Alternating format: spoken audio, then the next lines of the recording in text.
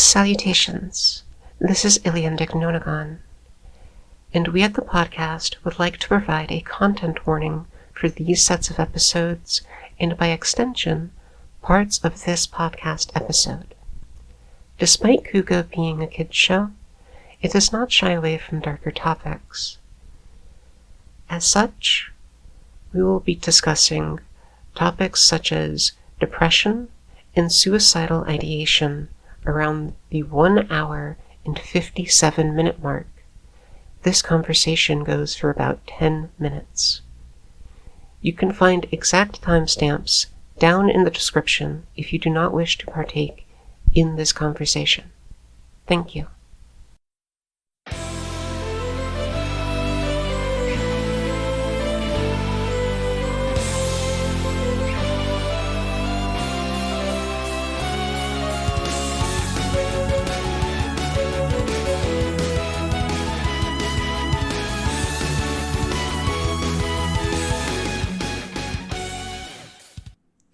Welcome back, everyone. Hope you have had a wonderful day. Thank you for joining us for this episode 48 of Longtime Watcher, First Time Rider. I am, as always, your longtime watcher, King Fats the 95th, joined as always by my wonderful, wonderful crew. We got ActionShakespeare. Hello. We got Beedrops. Hello. And we have the outstanding, the wonderful, the Illiendic Nonnagon. Hello. How are you doing? Are you ready? Are you excited? We're doing more Kuuga, baby. No fear. No pain. No pain. No fear. No pain. We're going to dive right into it. We're doing episodes 5 through 8.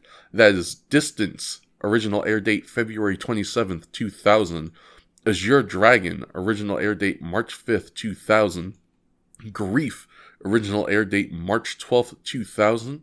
And Archer, original air date March 19th, 2000. And there's no faffing around we have to do this time because we got rid of the death count because there's way too many fucking murders in this show. Oh my god. I know like one of them was just like, yeah, they killed 87 people. What? Yeah. Yeah, Yeah. They Death did count over 100. They posted up Honestly, yeah. big numbers. Big numbers So, are out of the gate. Yeah, it's a fun segment, but I don't think it's quite as feasible in this show. Not to mention, as King Fat said in the last episode, we don't have any mooks, so there's not really kind of like an ebb and flow. There's no competition here. Yeah. Just get depressing. Yeah, Yeah. It would just be like, and now with the death count having been updated, the Grongi are at 2,075 kills. Kamen Rider He's 12. got like 6. When will their reign of terror end? Anyways. Yeah, it's just, it truly would be depressing. And also, like, it just, in hindsight, the original death count was so much more work than I ever anticipated it was going to be. And I feel so bad about making Beedrops do that, even though you volunteered. That was so much fucking work you had to do. It was quite alright. I was happy to do it. I feel bad. Anyway, the only faffing about we have to do pre-episode is dumb shit we want to say. So we're just going to bypass that immediately and go straight to Kamen Rider Kuuga episode 5, Distance. That's fair. This episode opens up at the university with our good girl Sakurako. I'm sorry. Yeah, Shix? I'm sorry. you want to just, I mean, let's just get it. Shall we all put the tiger on the table and yell at it? Shall we point at the elephant in the room? Our new best friend? Yeah. Yeah, that's my first note too. All right. Show of hands. How many people's first note is white? Almost. And raised. Almost, pretty much. It might as well be. Oh my god. Yeah, we get within, what? God, I just checked. Within 30 seconds, we get introduced to our new character, Associate. I think they said his name's John. I'm going to refer to him as John C. Whiteman. Oh. I'm going to But he's refer to delightful. him as John Justice Wheeler. You're all so mean. I'm going to tell everyone his real name. which is Jean-Michel Sorel. John C. Whiteman. How do you do, everybody? Hello, Jean. I Honestly, work here. I'm surprised that once you heard his name was French, you didn't fucking immediately fucking Shorzy him. Jean-Michel Sorel and the Peter Panini. René Dupo. René Yeah, this is fucking JJ Frankie JJ is JJ, Frank JJ, and Kamen Rider Kuuga. Oh, the Jean. Peter Panini. Peter Panini. No, I was too distracted. I thought his name was John initially, and I'm just committing to it. He's John C. Whiteman. The C stands for Caucasian. I do enjoy that he is our first white character. That first of all, I don't think he's going to be immediately murdered, because he isn't. And second, he actually speaks his own lines. This man actually speaks Japanese. Yeah. He is not just dubbed over. Yeah. How Refreshing. do you do, Japanese people? Konnichiwa. Konnichiwa. I am John Konnichiwa C. desu. Whiteman. This is I'm not from here. I'm jury's out on him. I'm just finding. It's instant comedy whenever he's on screen for me. Oh. Something about it is so funny. He does the thing, like he does the. They give him the foreigner voice. yeah. Like there's this way that people in Japanese media depict foreigners, like a manner of speaking Japanese, which isn't like wrong. It's just stilted. And they give that to him, but he also loves to pepper in a little English in very distinct, like, proper accent. Which is probably them, too. Yeah, I was gonna say that was more of Japan's influence than anything. Well, Japan loves to have characters just say English shit. They did both Sugoi, the things. excellent. It was both the gaijin things. It's funny. So I'm looking at this dude's face. I think he's half Japanese. I was wondering if he's mixed, but I'm not sure. I don't think this is because B was talking to me the other day about a Korean drama that involves Mr. Sunshine. Yeah, Mr. Sunshine. What was the guy's name in Mr. Sunshine? David. One second. David Lee McInnes. Yes, he is. He is Korean American. He's half Korean, half white. He speaks fluent English, and he's pretty famous in Korea. What was the character he plays? What was Kyle Moore? I don't remember his rank. He is a relatively high-ranking officer in the Navy. And this dude is like, yes, I can see that he is half white, but very distinctly like you're Korean. Yeah. They put that man in whiteface. It was wild. They just gave him blue contacts and said, "You're white now." I think they dusted him a little bit, and they like A little slicked bit, his hair but- in a different way. Yeah. So if you want to see, you search David Lee McInnes, Mr. Sunshine, and you can see what they did with him. Like I do agree with Shakes that he does pass the role a little better.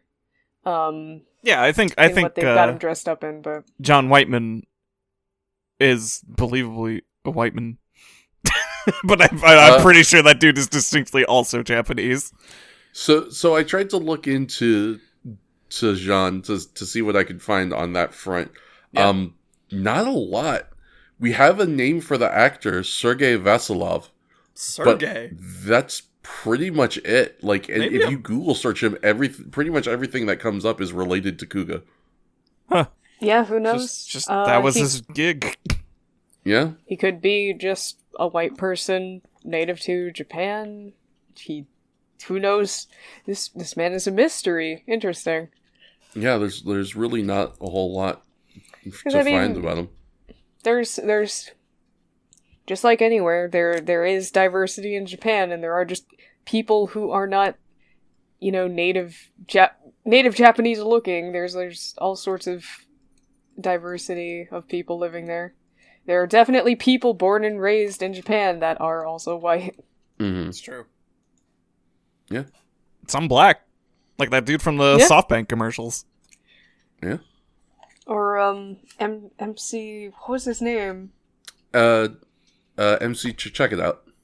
MC Check It Out, yeah. Alright. That guy ruled. Check it out, Joe.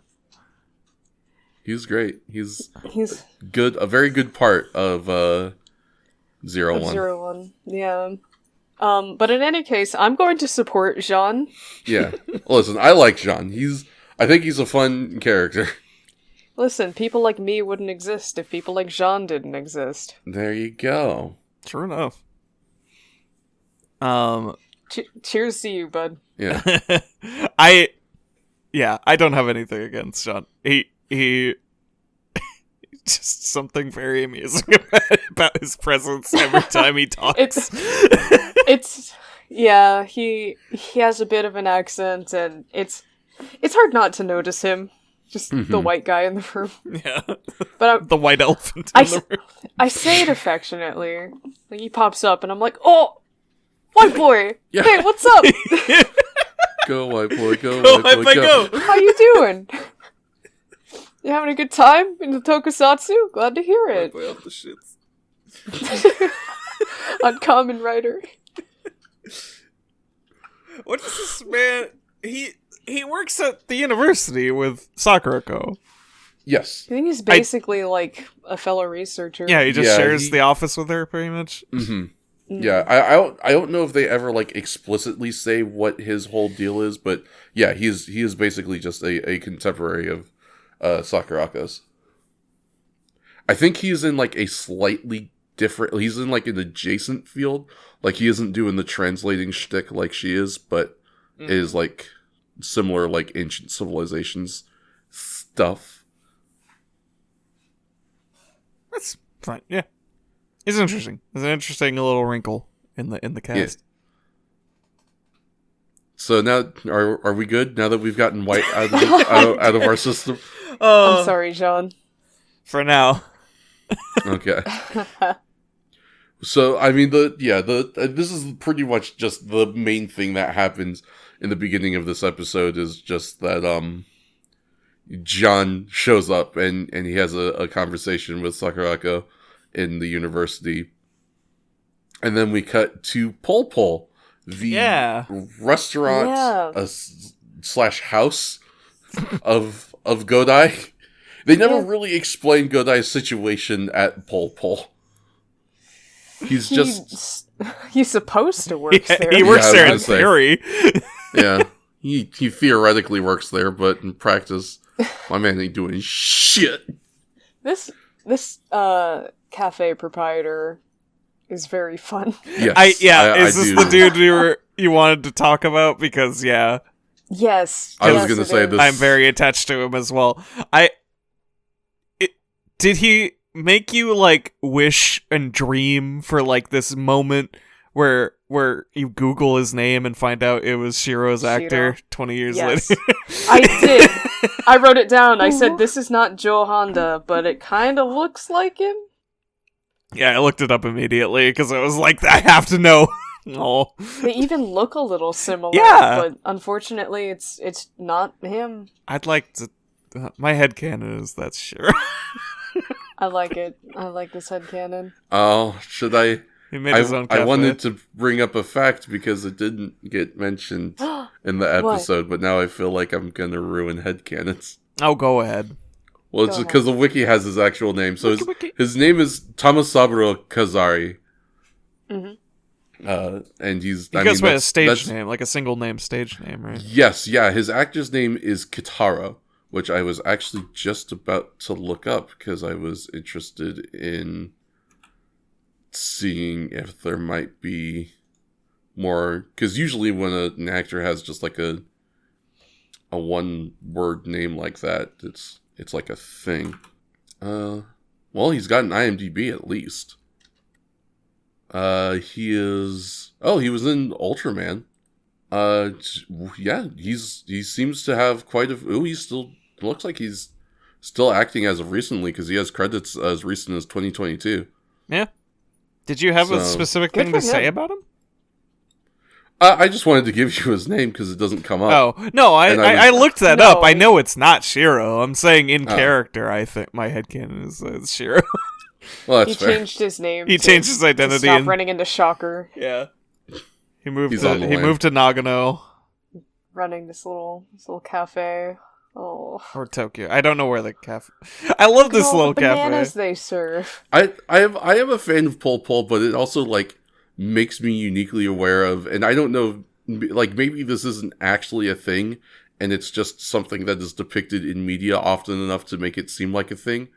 But I am always curious about those shops that you see that seem to only serve, like all they have on their menu is curry and drinks and coffee. And it's like, how do you run an establishment like that? You make really good curry, drinks, and coffee. Yeah, I guess. People eat your curry. They're like... Because Ichijo called the place, and they were talking about the Indian food that Pol Pol likes to run with. So, like... With much worse phrasing. Yeah, don't worry about it. Watch the episode if you want to find that one out. I went back for it, and I was like, wait, really? Oh, okay. All right, bro. All right. Listen. It's I'm the year listening. 2000. People ain't up on that shit all the time. Holds head in hands. Yeah. But yeah, I guess, yeah, he serves Indian-style curry, I guess, is the idea. I don't think he does, is the thing. Don't worry about it. Like, we see... No, I mean, like, as in, we see the curry later on. And it's like Japanese-style-ass Japanese-ass curry. Unfortunately, it might be one of those things where the visuals don't match the text, and I don't know if we're supposed to take that as accidental or intentional visual storytelling. He sure is claiming it's Indian curry. Yeah. Box curry mix. Yeah, right? He just throws some golden on the fucking pot. Yeah. Calls it a day. I mean, it's not bad, but like... I was gonna say, you Come can on, do worse. Yeah, golden curry is You good. can do better, too. Yeah. I would eat gold curry at home. I don't know if I'd charge people for it. What's your go-to home curry? Block brand. I don't think I have one. It depends what's available. Yeah, I was gonna say, I don't really have a go-to per se. It's just like the one brand that's available at the grocery store, so it's what I get. Either it's a brand or you have to kind of work yourself with curry powder.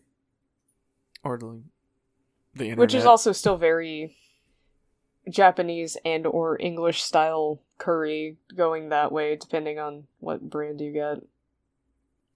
I guess, to be fair, this is a slight tangent, but Japanese curry is technically an offshoot of English curry, which is obviously a bastardization of actual Indian curry, but anyway.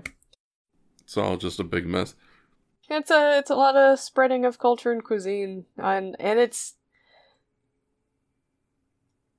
history of what governments do to each other aside. I don't resent basically the experience of people sharing the food they like with others, and the people they share it with being like, wow, this is great, let's make this, and then they kind of adopt that into their own culture. Yeah, I think I wanna that's try. cool.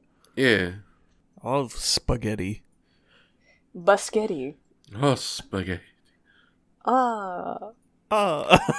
Italian. The Italians. The French. Looks at Sean. Yeah. the French. Sorry. I do like this proprietor. I love how he just, like, talks Ichijo's ear off. Just kind of insufferably. He's doing his best. It's just giving him nothing. Like, I feel so bad because I know I'm Ichijo in this situation. Not necessarily with annoyance, but when it comes to talking with strangers, especially face to face, I don't want to. So I'm just gonna let you carry this conversation if you're really trying that hard to get it going, and perhaps that's irresponsible of me, but I feel for Kazari a little bit in the situation as well, because it's like they're both kind of just waiting for Godai to wake up. And he's essentially trying to avoid just sitting there twiddling his thumbs. I think the difference for me is that I don't find silence awkward or bad. That's fair. Yeah, not everybody does. Yeah, it's definitely a personal thing, but I am very much the kind of person that can enjoy silence in the company of others.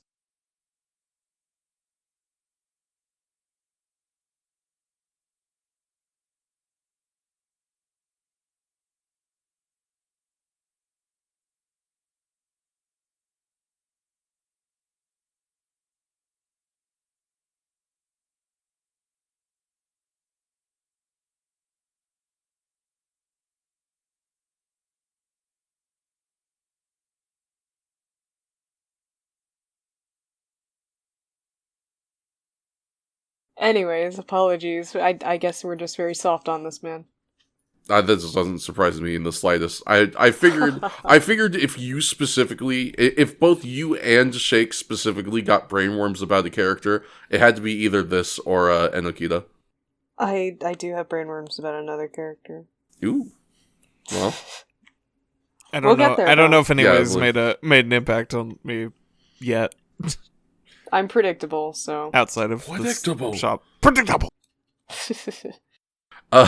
so yeah, as we mentioned, Kazari is just kind of talking Ichijo's ear off while he's waiting for Godai to wake up.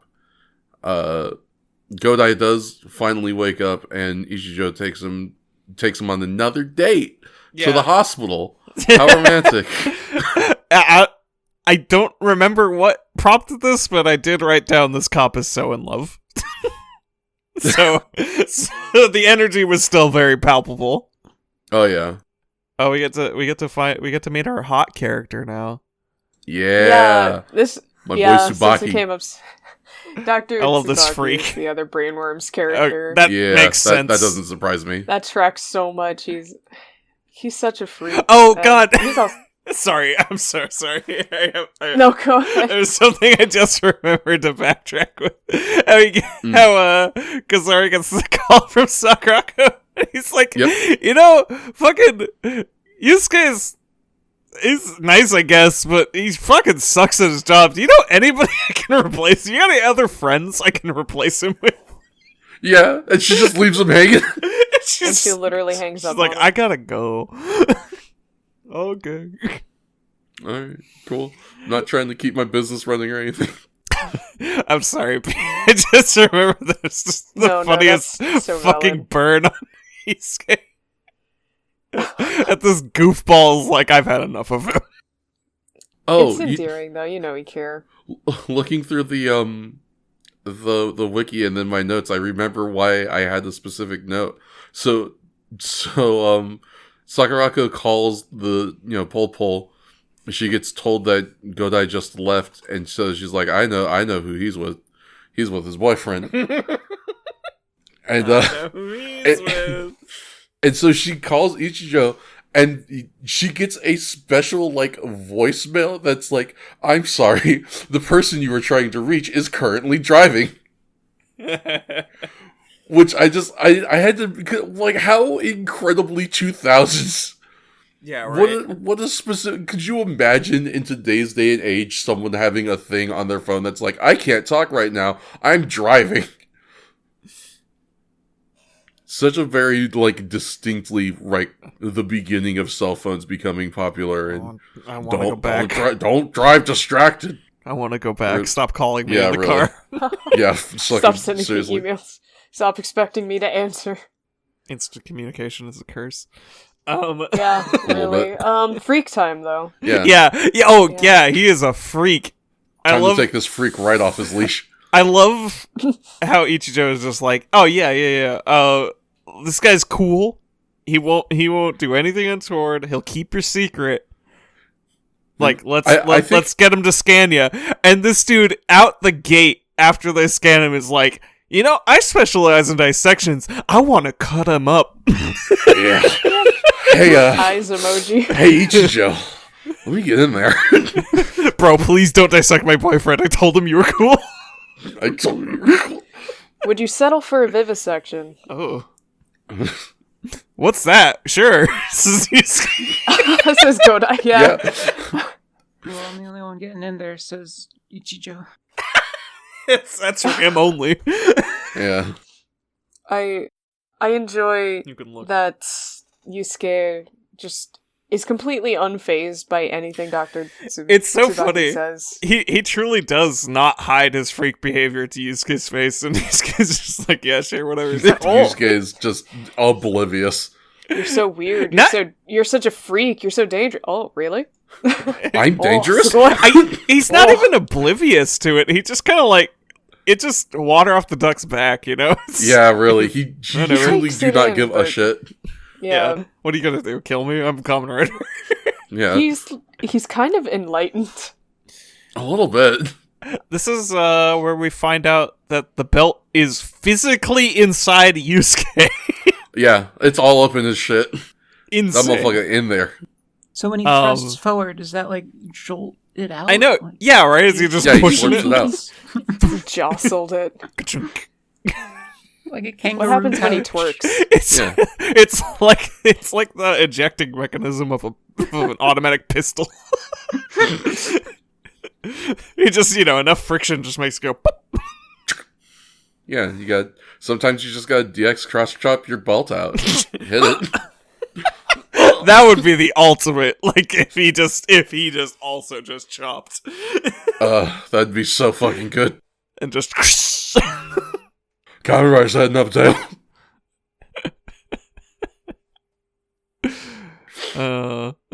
I do wish there was this much. I'm sure to B and Nonnagon's delight, there is little to no wrestling stuff for us to hook into, at least within this section of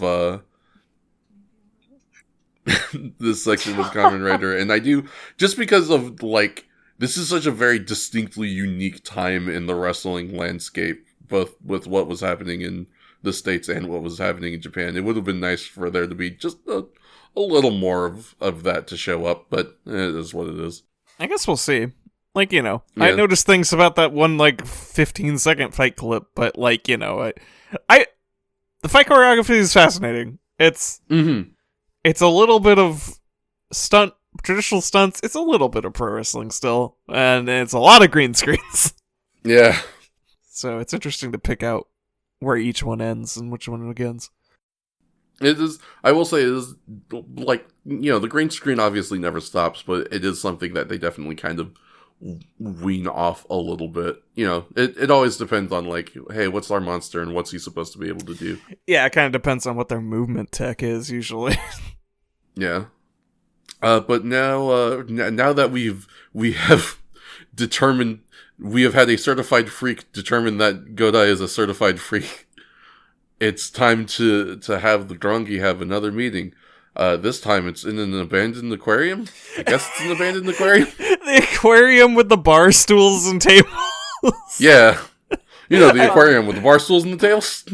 It makes me wonder, like, it makes me wonder a few things on a few levels, both meta and in fiction. Like, we got to shoot at the aquarium for a couple days. Is this like an aquarium that has like a little bar set up and they just kind of worked with that? Did they take Maybe? these from a bar out of fiction? Did they take these from a bar in fiction? I think Did we make a clubhouse in the aquarium? so. This is Legally me purchased. pulling on future knowledge from other Kamen Riders that I've seen. Yeah. But I believe this is an aquarium that just, like, has a bar section. Or I guess probably more accurately, I think this might be a, like, aquarium-themed bar. Because I believe they use this set, whatever this location is, again, like... Holy fuck, is it actually 16 years later? I think it might actually be. I have to double check. Is Kamen Rider Drive 2016? Is it actually 16 years later? Close. No, I was off by 2. 14 years later, 2014 to 2015. But they go back to the same. It's like I'm like 99% sure it's like the same aquarium place, and it's got all the chairs and the tables and the stools and the things that make you go, why the fuck is this in an aquarium? All right, cool bar. I want to go there. I do too. I would love to learn more about that location. I'm sad it was not part of the list of oft used Kamen Rider locations.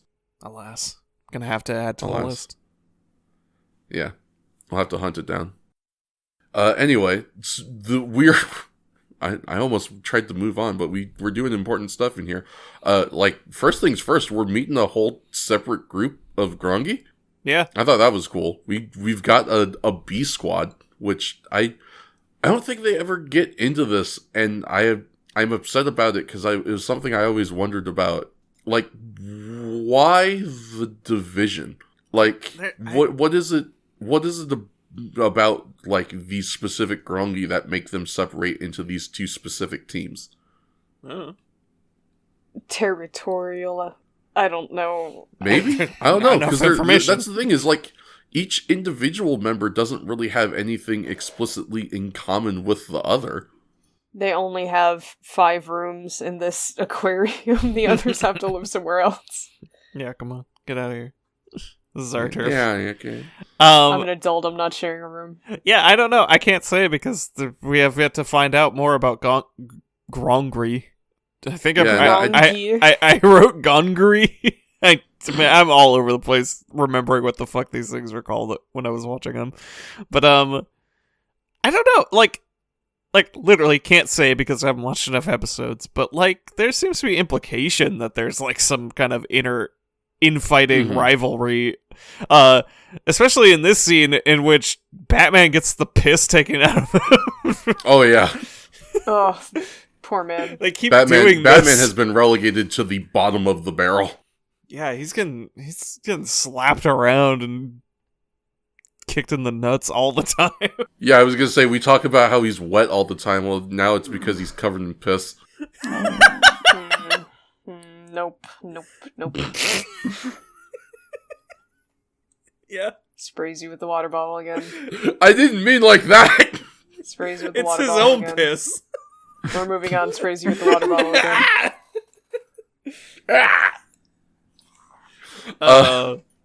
Batman. So John our bad guy for this and next episode, I'm spoiling that now. We're already jumping into the two episode arcs for bad guys. Our bad guy gets established. It's Zuba, him a grasshopper, him jump. Yeah, Cricket Man. And now we're getting like a vague semblance of a goal for the Grongi. Specifically in that he is told, in another reason why we're not making B2 a death count, that he needs to kill 81 people in 2 days. And he's like, easy. Easy peasy. Do it with my hands tied behind my back. Which, what the fuck? Yeah. We love killing. Boy, we love killing. Do. We've been raised from the dead by a mysterious figure for one purpose. Killing. Yeah. We haven't yet to see any hide or hair of that initial guy that busted through the tomb and unidentified life form 0. Unidentified life form 0, who has Kingdom Hearts Riku. hair. Yeah, it's gonna be Riku. You know what? I'll call that shot. I bet it's Riku. The former Kuuga. For some reason, he has metal hair. He's pretty crazy. Because they found a way to revive the Kuuga. Yeah. But the Kuuga. Yeah. But evil. Yeah. Yeah, but The the Kuuga. Kuuga. The Googer. Being. The Google. Google. Google. Maybe a little. I So, like, to the point of being... Wait, is this where we find out the belt is, like, attaching itself to his nervous system and making its way to his brain? Yes, yeah. Or at least before the Grongi meeting. I believe we start establishing that in this, because the thing we do specifically talk about is, like, how it's fucking up his muscles. Yeah. And, like, making them good. Make him punch strong. So I don't know if we have gotten quite yet to, hey, that belt is hooked into your goddamn nervous system. But we'll get there. Yeah. Sorry. Potential spoilers are a little later in the discussion, but yeah, it's doing fucked up things to his body, and they're getting a little worried. Like, Sakurako, like, brought it up that the transformations might be bad. And we're getting evidence that she might be onto something.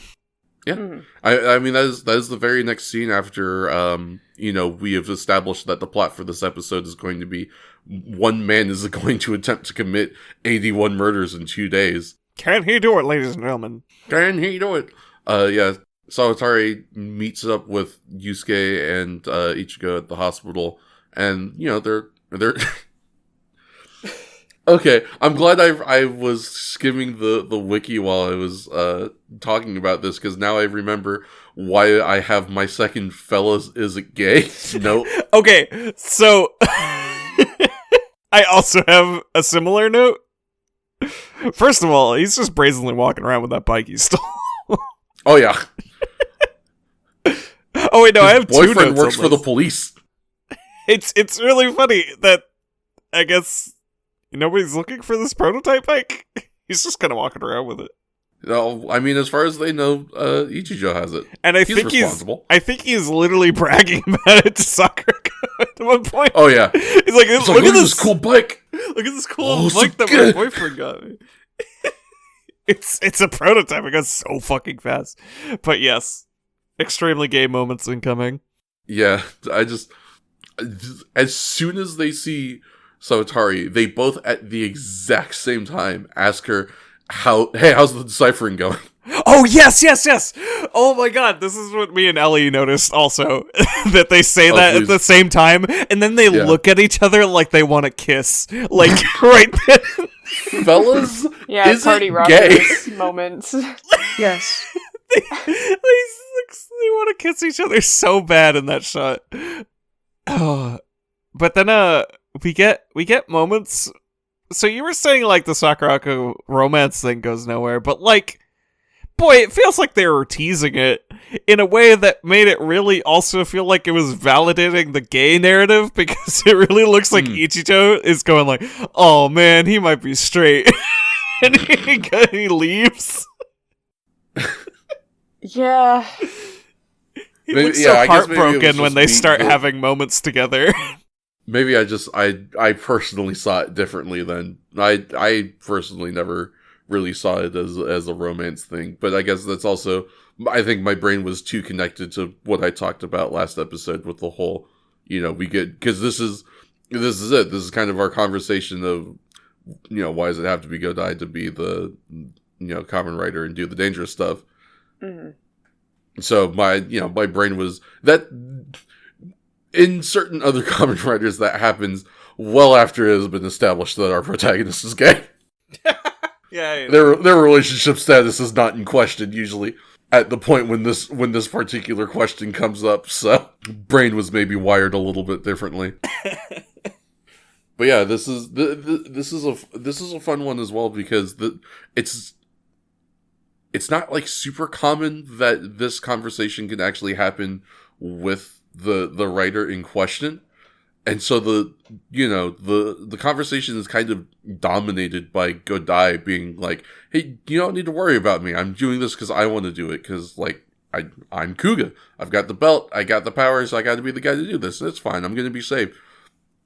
He doesn't really kind of let Sawatari get a word in edgewise to kind of air her grievances.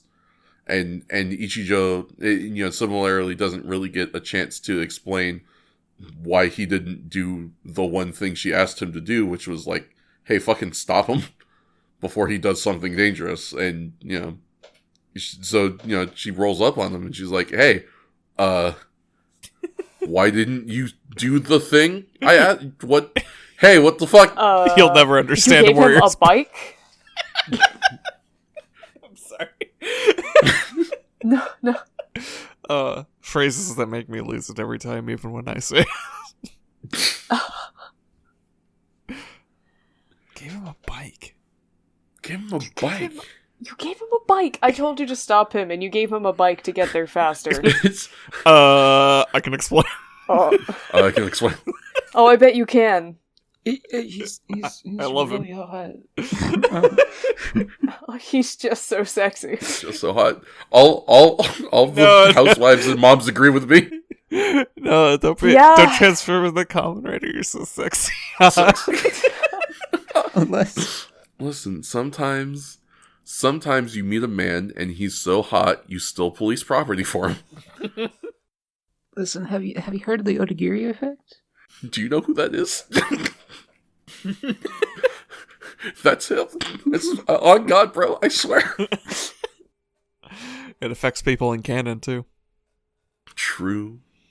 Sakurako just crumbles to dust. Yeah.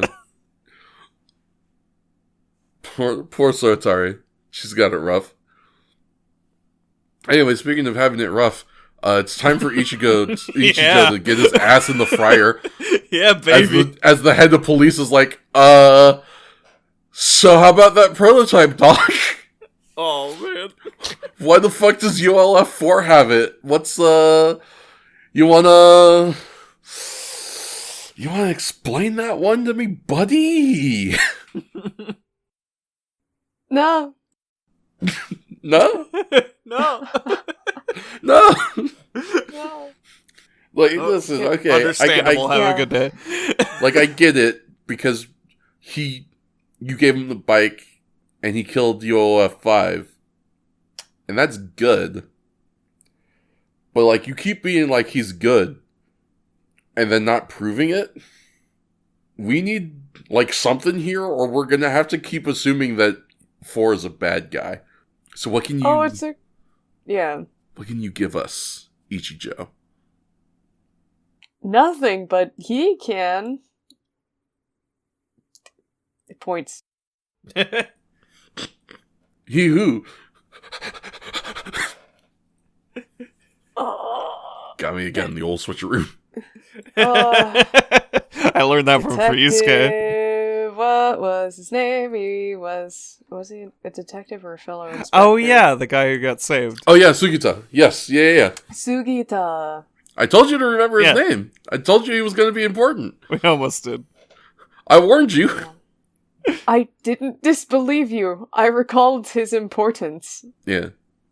Yeah, Sugita rolls up and he's like, no, don't worry. F4's cool. I promise. He saved me. It was cool. Promise. And the chief of police is like, well, I do like Sugita. More than that, fuck Ichijo. Oh. Handsome bastard. Don't trust him. No man who's that handsome should be a cop. Yeah, What is honestly. he doing? What's his angle? I don't know. I feel like Sugita is a good looking guy too. There are a bunch of hot people in this fucking show. Sugita's got... Yeah, he's kind of like balding a little. Or am I thinking of... I was going to say, he has his own very specific brand. Yeah, he's a dandy man. He is a dandy man. I love this conversation. I have a very specific note about this conversation that is very dumb and doesn't mean anything.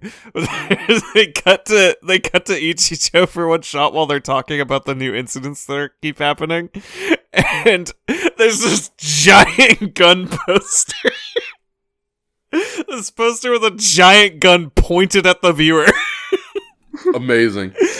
and Ichijo like kind of looks aside in thought, and it looks like he's staring directly at the giant gun that's about to shoot him. Oh no.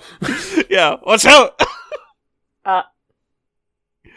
I love this set. It's a good set. Hey, who wants to watch a murder? Not me. Well, you're in luck because ol Zuvazuba, he's got some murdering he needs to do. So, we're gonna watch him do it. Yeah, he has a very specific modus operandi. Yeah, and this is wherein because I was reminded of it watching him do this, and I was just like, God, some of the way that Grungy kill people are supremely fucked. A little bit. A little bit, yeah. This is the clip that the Jikai used. It's not funny in context. Man. No. Absolutely not, no. Still fucking funny when they cut it in to that assortment of clips. Just truly, the use of the exact same footage can come across so differently depending on how you use it. Yeah, it's Yeah. in actual context, it is. I mean, just like conceptually, it's so rough, and it is It's shot gruesome. very well. Yeah. Yeah. Just that final scene where you just kind of see the body hidden by all of the debris and shit that's in the alley, and then you just get that close-up of the blood trickling down across the concrete is mwah. Yeah, that was a really excellent use of all their... Because it's like... It's a dummy shot, like old times, but it's a dummy shot where the dummy's landing is hidden behind something, so you have to imagine that it's a body and something happened there, and then before you have more time to think about it, you get the results trickling away. So, it's gnarly. It's horrifying. And I wish I could tell you that dropping people off of the top of buildings is like the most fucked up way that the Grungy kill people, but it's like not even remotely. No. I mean, hell, even the like next episode is pretty rough too. Or not next episode, like next villain, I should say. But we will get there. This next part is kind of a lot of different interspliced scenes, so I'll just kind of jog through it. Ichijo is kind of trying to, get Godai to talk to Saotari because, we need those translations, and, Godai's like, hey, don't worry about Saotari. She's good for it. Just give her some time. We continue to watch horrid murders happen. We watch Saotari get back to the lab where she gets some new results on her research because Jean started it when she left. Because I think the line he says specifically is that he thought she forgot to run the program when she left, so he ran it for her. Yeah. It's just, there was something about that I found funny in a weird way. Godai goes off to do hero stuff because a goddamn grasshopper is murdering people. It's going ballistic. Yeah, he's going nuts. And, it's just in public, too. He doesn't give a shit, hell, or fuck. I think he, kills someone, and then, a cop catches him doing it, and he's like, cool, and now you're going to be murder number 28. Yeah, I don't give a fuck. He Come here. Explicitly says that to the dude. It's insane. Yeah, he's doing the death count for us, first of all. Well, yeah. he's keeping track of the ones that actually exist. Yeah, he's got his little bracelet. Yeah, he's got his little abacus. Which I will want to bring up a thing about the abacus, and not in these episodes, but the next ones. Okay. But continue. But yeah, I think from there is Yusuke speeding off, right? I think that's what they immediately... Yeah, we get the bike henshin. Yes, yeah, While he's yeah. in the tunnel and he transforms, and then we get the henshin bike. Where the sequence of events when me and Ellie were watching this was like, oh yeah, he's transforming on the bike, and then Ellie goes like, man, this is I get why they can't do it, but I do miss when the bike transformed with him. And then 5 seconds later, he flips the switch and the bike transforms. Yeah. We're losing our minds. It is very cool. I love Kamen Rider bikes just in general, But the Kuuga bike specifically it's got such a great like distinct build to it that I really love, and the functionality of it being able to transform to I think is super cool. It is super unique. Like no one else's bike does that. Ichigo's, but which in hindsight they probably should. I mean, Kamen Rider Ichigo did. Yeah, I guess I mean like other Heisei writers. Oh, okay. What's it? We're kind of confused why this bike was able to do that, but now watching further episodes that we will discuss, it kind of makes sense given the properties of other things he starts doing later, like as a power. Yeah. This might just actually be part of his superpower set, which is fascinating. Yeah, and we get a little bit of that here in this final fight scene to end out the episode. Godai arrives on the scene. He's in his regular red form. He's fighting Zuvazu and getting his ass kicked. This grasshopper has the rudest fucking fighting style. He is just fucking with him. He's just hopping really around and just kind of slapping him in the face, just stink facing him, just like shoving him around. I did say I took a note about this, and I really liked watching it in the episode. But they have the suit, Godai's suit, get like realistically dirty as he's getting his ass kicked. Yeah, and I loved that effect. That was such a great little bit of additional realism.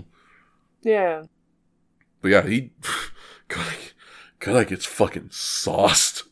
Every time he thinks he's doing better, he does poorly in a fight again. I appreciate that he's still continuing his arc of really figuring out how to actually do the fight good. Mm-hmm.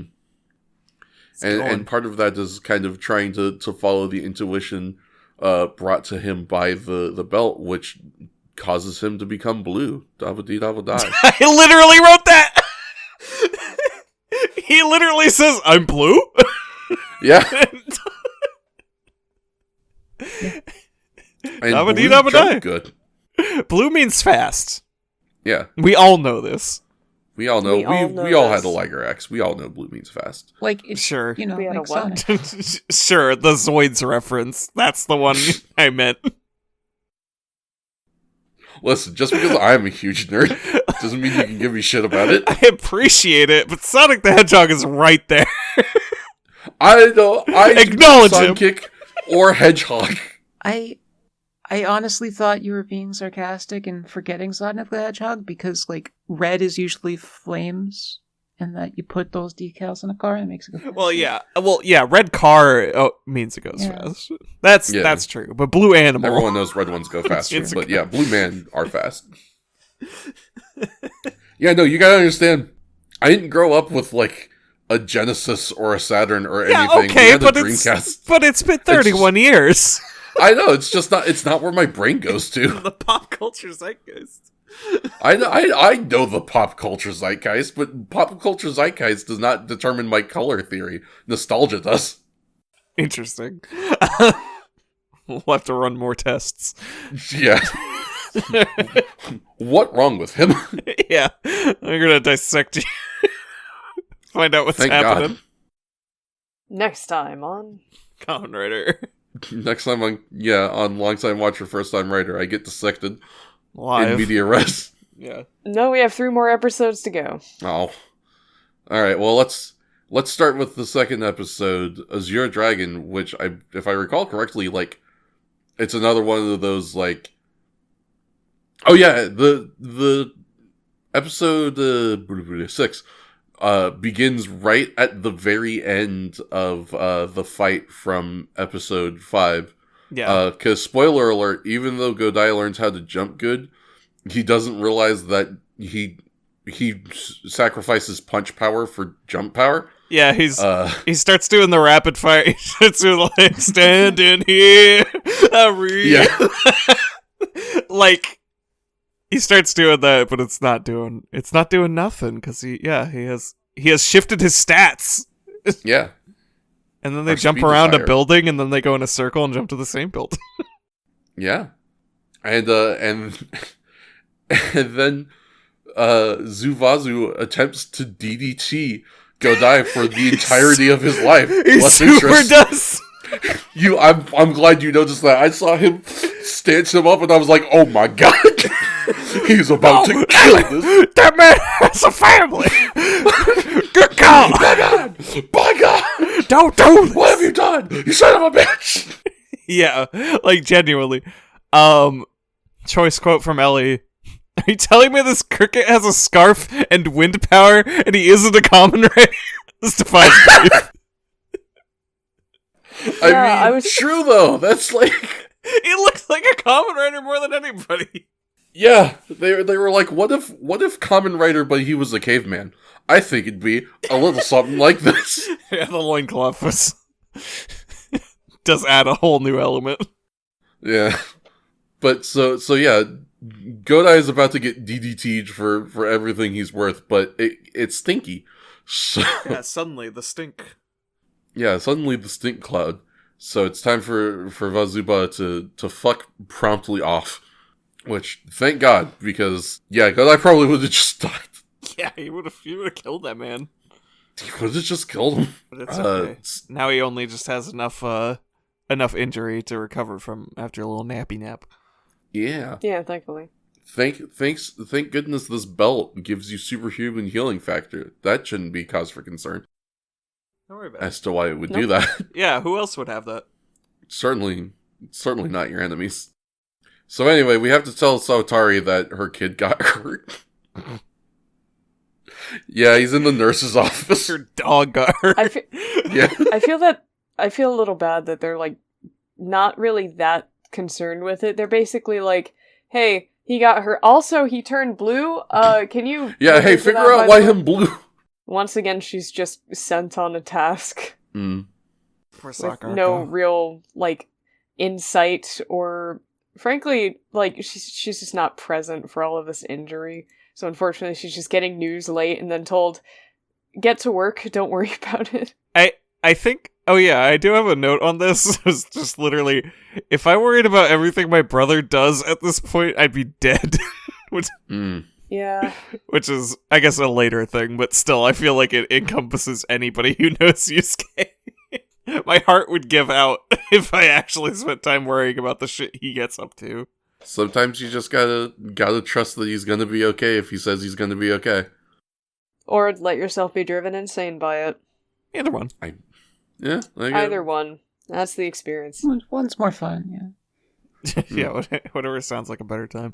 I think I like. Down on the floor. I think I like about Blue Suit.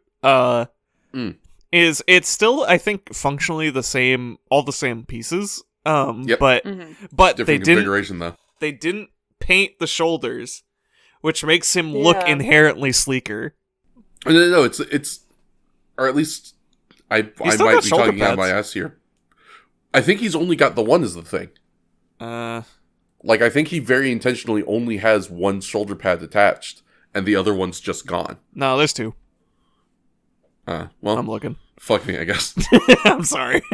It's just And all black, like his arms. I'm simply a fool and an idiot. You've been fooled by the paint. Yeah. I got fucking Schmeckledorf. But yeah, it's a lovely touch. I like these things. I think these people might Yeah. have good ideas and know what they're doing. No, wait a minute, what? What? Nah, fucked up. That sounds fucked up, what you just said. That couldn't be real. Who would make a show on Kamen Who Rider? would make a show? Thankfully, it has all of these things and more, and they keep talking about them. Whoa! I do just want to take a moment to say I do really like the way that they do the kind of the various transformations in Kuuga, especially with certain more modern writers are kind of designed to be modular in such a way that you can see how the like transformation pieces like these are going to fit in, but that sometimes leaves them kind of lacking any kind of a uniqueness, because it's kind of just like, hey, we've got we're still back to the same basic silhouette, but maybe some colors have changed and maybe we've added or subtracted a part or two. And the fact that through the use of like the painting and like texturing and things, they make each form that Kuuga ends up getting look like its own unique, distinct suit, even if it is something that's just like kit bashed from the initially existing suit that they made for the base form. It gives each version a more unique design philosophy than what you might get from some of the newer stuff. Like, I'm going to actually throw a specific writer under the bus now. I really do like this writer, but this specific aspect of him leaves a lot to be desired. Kamen Rider Double, all of his forms that are like this, because the whole concept is he is supposed to be like a 2-in-1 half and half rider. All of his other forms are just it's literally the exact same body, but the halves are different colors. That is unfortunate. Yeah, I mean, and it doesn't look bad. It's just like, yeah, it's like it doesn't look bad, but it's the same dude. Icy hot. It's would be nice if there was a little more. Yeah, fair enough. And we get that with Kuuga, and I like that a lot. Appreciate it very much. It's good. It's got enough subtle changes to really make the difference. Anyway, we gotta go pick up Godai from the hospital. I'm sure he's gonna be there for a really long time. He got beat up really bad. Like, oh, don't worry about it. What do you mean? I mean, he's coming out to the lobby right now. Hey, wait a minute, where are you going? From the vending machine.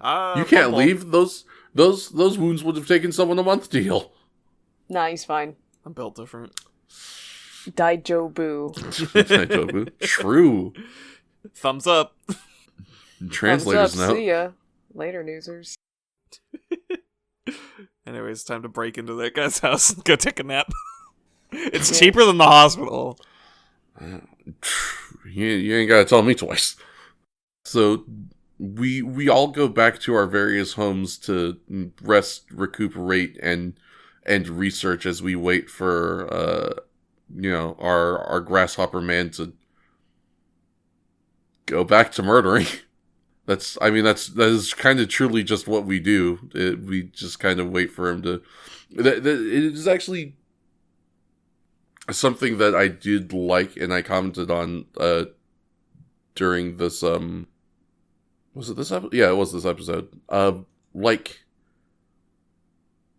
a good majority of this episode is kind of just focused on combat.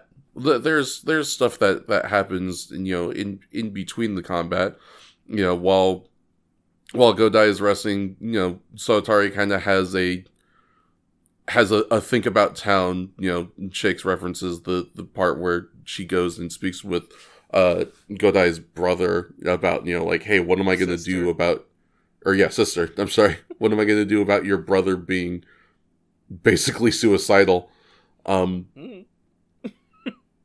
I don't know, figure it out. He's your idiot. True. And it leads to Soatari deciding, like, you know what, I need to trust Godai and do my shit, and, like, if anything, if I'm so concerned about his safety, I should be, like, doing what he asks and helping him so he can, like, be better equipped for these fights, because he's going to do them regardless. So I should at least make sure he can do them safely. She ends up coming to, like, the same conclusion as Ichijo had told her before she had left the hospital, wherein she was trying to talk to him about it, and Ichijo said, I realized that I could not stop him. Yeah. Mm-hmm. So I helped him instead. Yeah. To which, she's still conflicted for a while about whether she's on board with that. It's interesting that they both come to that conclusion. Like, it's the same result, but viewed through two different lenses. Because for Ichijo, it is specifically colored in the form of, like, and this is something that I've made some notes on as well myself, because on my rewatch, I kind of realized, like, wow, they really show the similarities between Ichijo and Godai, like, more frequently and a lot earlier than I had thought, than my recollection from watching it the first time. And that is what colors Ichijo's results, and why he decides to help Godai, is because he realizes, like, if I was in Godai's position, and Godai was my Ichijo, he wouldn't be able to stop me. I would go do this no matter what he says. So instead of trying to stop him, I should just help him. Because if it was me, I wouldn't let someone stop me from doing this. I would want to help people. I would want to protect people, just like he said. So I should just stop being a hindrance and start helping. And I can't imagine it is exactly the same sort of dynamic to come from for Saratari of, like, if I was in his shoes, I would be doing the same thing, because she probably wouldn't. It is established that Saratari is kind of very different from Godai in that way. Yeah. And as a result, her priorities in helping him are, they come from a different place, but the end result is still that she wants to help. Yeah. It's like, because her worry is safety. Her worry is that the person is, she wants them to come back alive, and at a certain point, it's like, I truly, nothing I say can stop that, even though they care about me. Like, they feel their convictions are too strong in this. So if I can be in any position to help them, then that will at least increase the likelihood that they come home safe. Right. Which is, like, maybe a little begrudging, unfortunately, but, like, it's all this stuff comes from a place of care. Yeah, exactly. And I like that it's begrudging, honestly, because that it's very realistic. You That's wouldn't want to be your friend's arms dealer because they're going out doing vigilante shit every night, but also, like, if you can't stop them from doing it anyway, then fuck it. Might as well make sure they're well equipped. I don't wanna, but I can't stop you, so I'm gonna do my best to make sure you come back. It's, not everyone could say that they would think about it through the same lens as Ichijo would, and so I like that we get to see those two different viewpoints. But what this was all kind of packaging around the point I was trying to make, which is that all of this is all good, really plot relevant stuff, and they're able to, like, package it in neatly enough so that a good majority of this episode can be focused on combat. Like a not insignificant chunk of both last episode and this episode is just based around Godai trying to fight Zuvazu. And, like, the fact that we are still able to push the plot along at a good clip, I really like, because it was a common complaint for us with Ichigo episodes that if it was mostly fight stuff, kind of just nothing of plot significance happens. Mm-hmm. Yeah. Whereas this is the, like, polar opposite. This is an episode that is mostly fight stuff, but so much that is plot significant happens in this episode, and they're able to just get it. They're able to get it in there. Plot and a lot of character. That's the main thing, right? We're getting a lot of character analysis out of, because the fight itself is driving these reflections, and that's good. It's also a demonstrate, speaking of things we always have issue with Ichigo, this is where it really clicked, is like, it's not just like a thing as like, oh, well, if he's gonna go and do his thing, so I might as well help protect him. The plot is actually demonstrating that might actually, help and assistance to this cause is actually vital. He would not be able to do this by himself. Even though he is the superpowered character, he would actually not be able to. The two people at his side, like, give him vital information. This is all centered around a fight because it's figuring out a piece of the puzzle of what he needs for future fights. And it plays right into the conclusion of the episode. And yeah, I was like fucking hooting and hollering and cheering, and Sakurako was just like rushing to the battlefield to give him information. Yeah, it's so good. It's so good. And is this our first rider weapon that we've seen? Yeah, I don't. So Like, I don't think as Yukio far had as one. Ichigo never had any weapons. All of his weapons were always ones that he stole from Chakra Mooks. Yeah. It's definitely not the first rider weapon just in the history of Kamen Rider. There have been other riders who have had weapons. But yeah, this is for the podcast rider weapon number 1. And it's very cool. This specific power of Kuga's to be able to take things and then turn them into appropriate weaponry based on the form he is in is probably legitimately one of my favorite powers he has. I just think it's a really cool concept. It's fun. I really like it. It's fucking righteous as hell, and it recontextualized the bike thing. Like, I know we're not really going into detail on what happens, like, but he take thing and turn it into weapon. It transforms with him. It transforms with him, and that's super cool. And turns him into the Azure Dragoon. Yeah. He does does good jumping, has a polearm. Yeah. He's gonna do Dragoon rotations. Yeah, he's become swift as a coursing river. He really has. He's gonna need to get healed by the white mage soon. Yeah.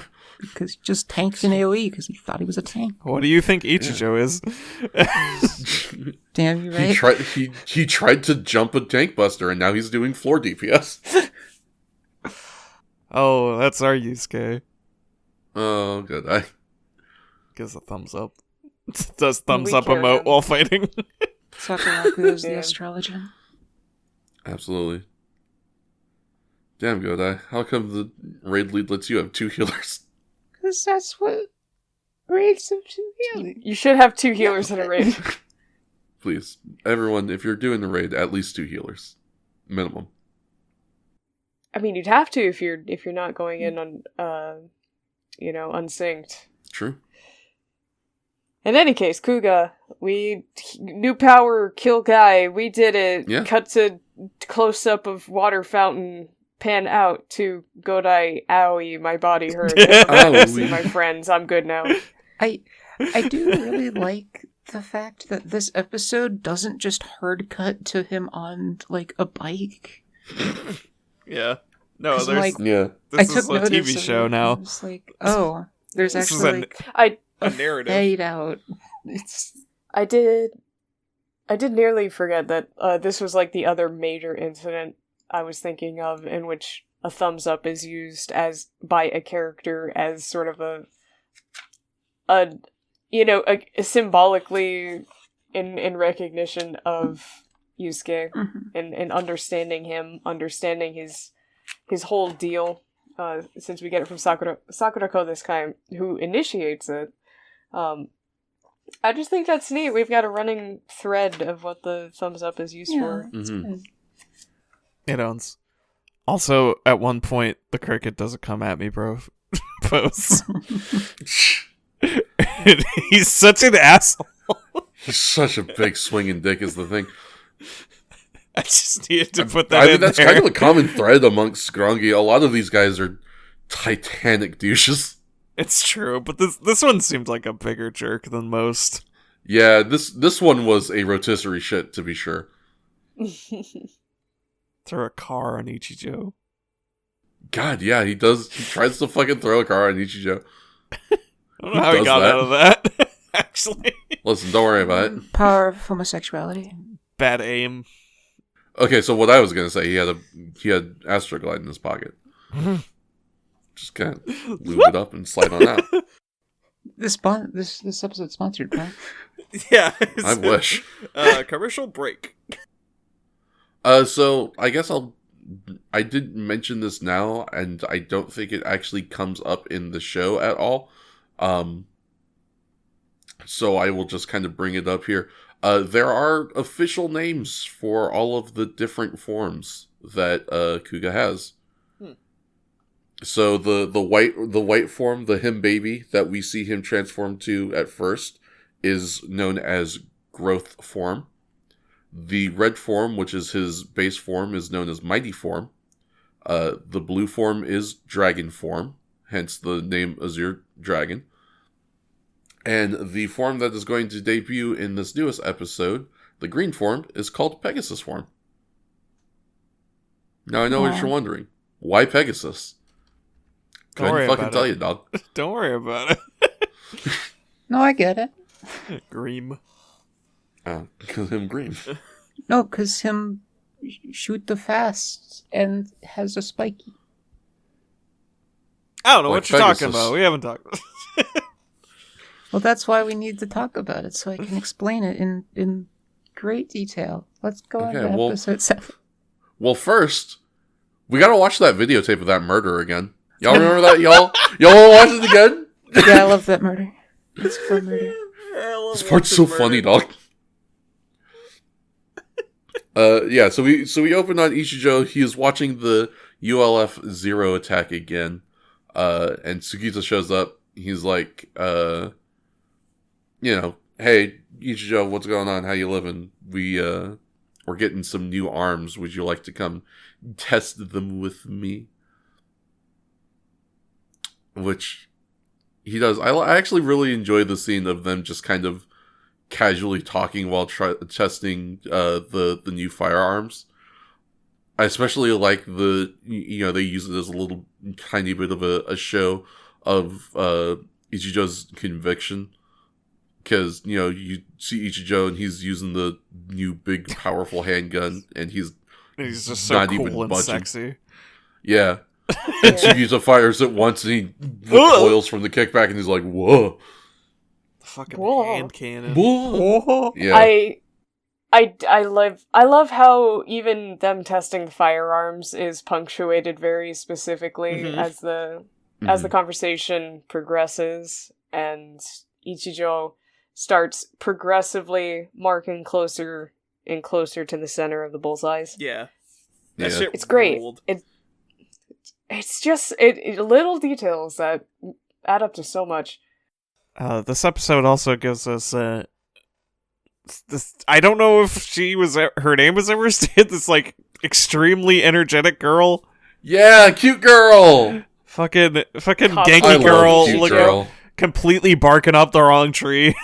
Yeah, I love that cute girl is here to confirm for you that Ichijo is gay. Stop trying. He's gay. He's so fucking gay. Fucking gay. I'm sorry, girl. You're gonna be so sad. I'm sorry.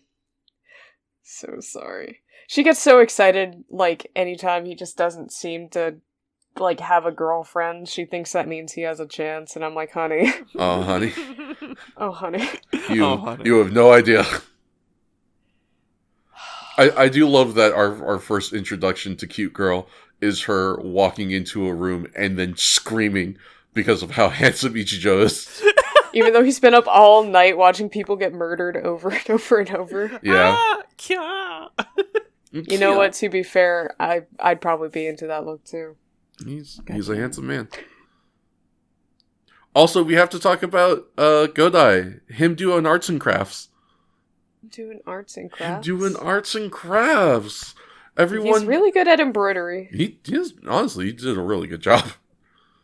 He made a symbol, and he's like, look, it's the Kuuga. And his boss was like, huh?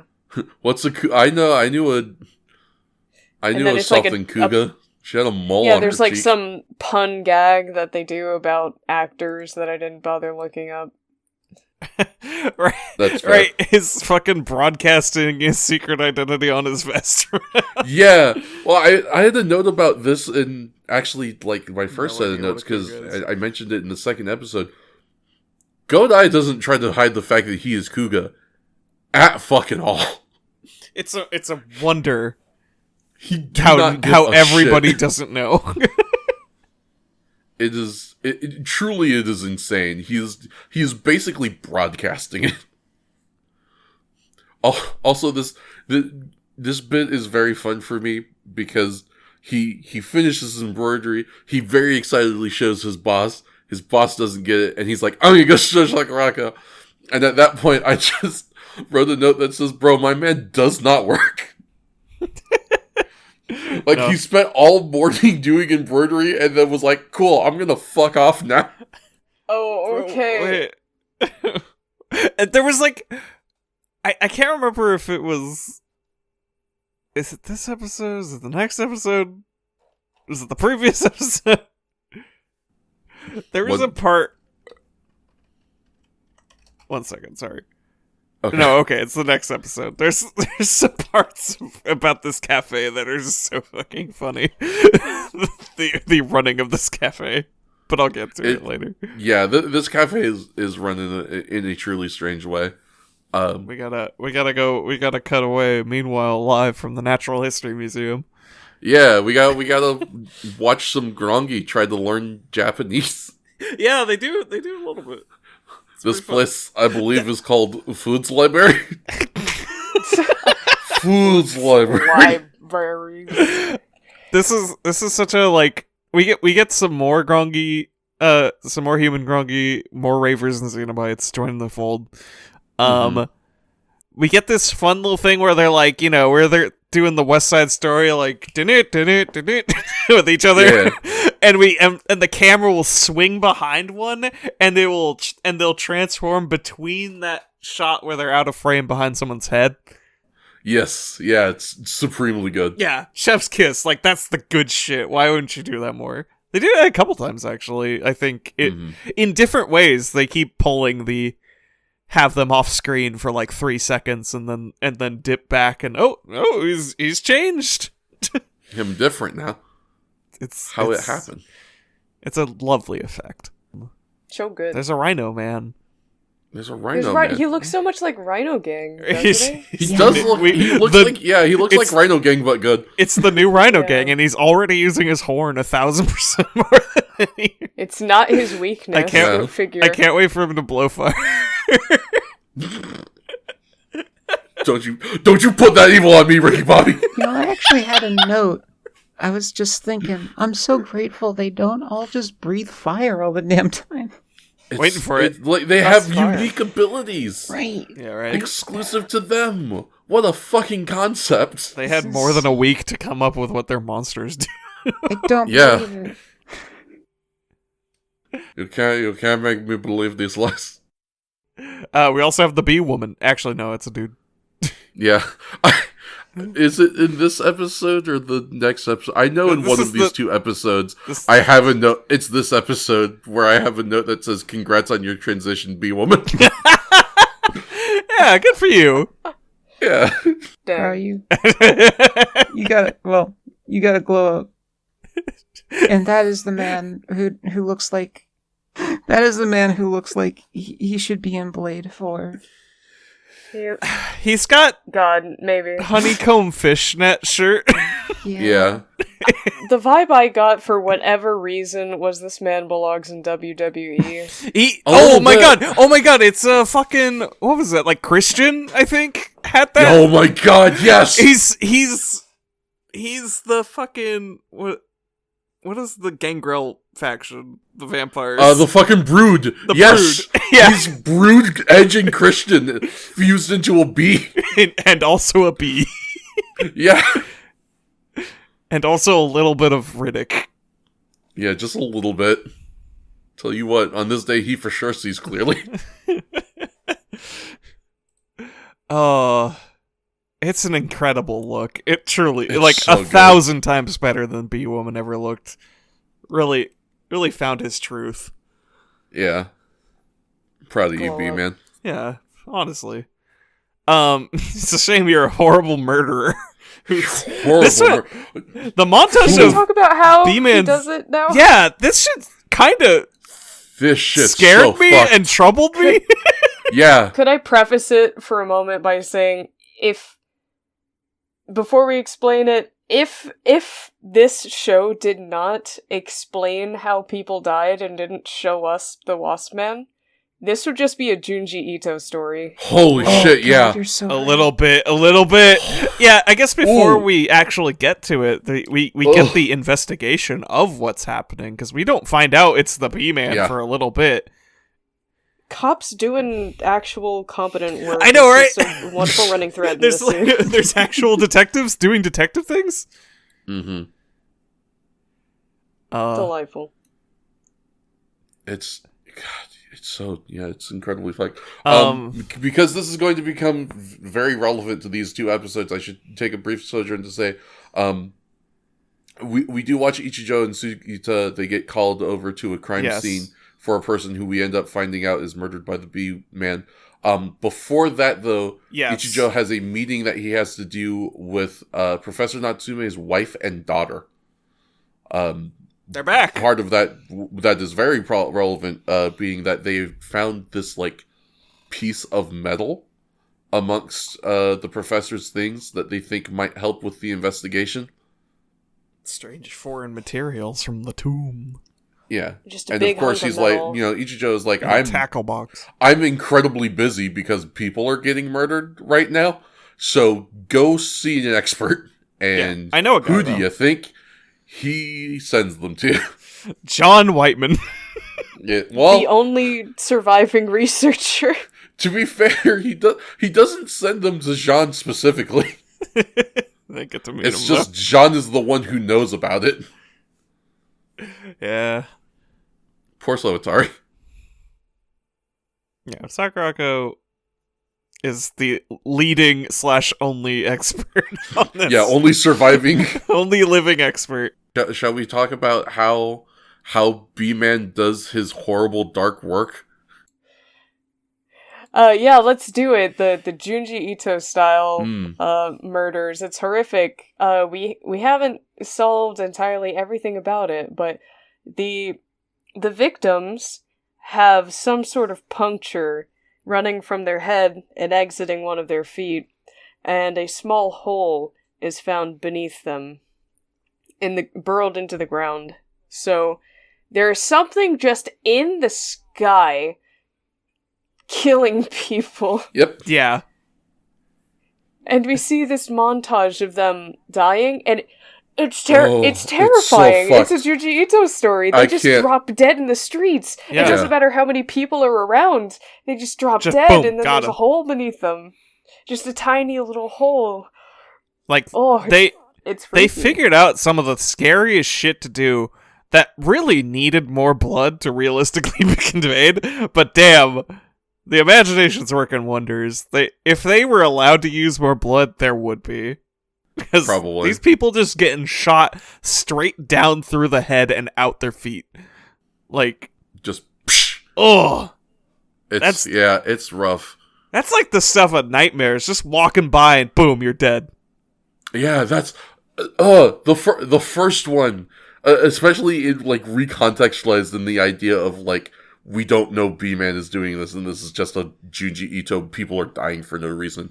Like the first one we see is like a woman walking home with groceries. Right? And she's like trying to cross the street and she just stops and then drops. It's like, it's so fucked. God, and the fucking kid playing tennis? Yeah, right? Fuck. Oh, Holy God. shit. I do think that was like a tennis instructor. I hope. 15. I don't know if my brain was It just looked trying like to two protect kids me. to me, but I hope you're right. Fuck. 15 though.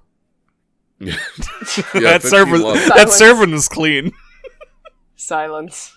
To that end, to take us out of the bit for a bit, huge props to the actors in that bit. They did a fucking outstanding job. Good ragdolling, yeah. Yeah, that was some good shit, and a really good way to convey something fucking terrible. Ugh. The body count in the show. Yeah. That's definitely a note. I literally just actually made a note of, wow, the body count in this show is They insane. murder a lot of people, and they murder a lot of people on screen. Yeah. Probably up to like 200 already. Maybe, shit. I We mean, ain't thank counting. God Yeah. our Grasshopper Man from last episode didn't make it all the way to 80, but he did get to 40. That was on the first day too. He might have Yeah. killed a bunch more people. He on the second yeah, day. he could have gone all the way if it wasn't for Godai. You could be I guess bad at counting. You know? On the subject of, we were discussing police work, that was a fun part of Grasshopper Man that we didn't mention, is that the police triangulated what his positions were based on the direction of the wind blowing the smokestack. Yes, yeah. They got their was a good best little dudes bit. on that one. Like, that was some Oh, yeah. genius shit. That was awesome. They get their best dudes on the B-Man situation as well, but we should talk about very quickly, there is something that happens before the beatage, which is that we get to watch the Natsumes go speak with Sawatari and Jin. One And, last beatage. Please. There was a dude who's on a bike, and he takes Yes. this like genuine bike bump that looks so fucking painful. Like, good job, actor. Like, that was insane. Yeah, that shit probably hurt. Anyways, yes, sorry. Back to the victims, the family of the victim. Yes. So the Natsume wife and daughter, who Mika is the daughter's name. I don't think we ever actually get the mom's name. Which I don't. I recall. couldn't hear it over her shoulder pads. can you can you imagine what that might mean for these characters' relevance in the plot? That one of them got named and the other one did not. That the other Who one do get you named think will soon. show up again in the future? Oh. Oh, who knows? You know, at this point, Sure. I Yeah, didn't fair. think I they would kind show of- up again at all. So Yeah, that's incredibly wild.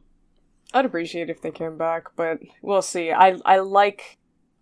I'm a little preemptive in saying this before we get into it. I really like this arc, though. It is a good bit. So you know, they go and they talk to Sotari, and they're asking about, you know, essentially the investigation, because that's why they were talking to Ichigo.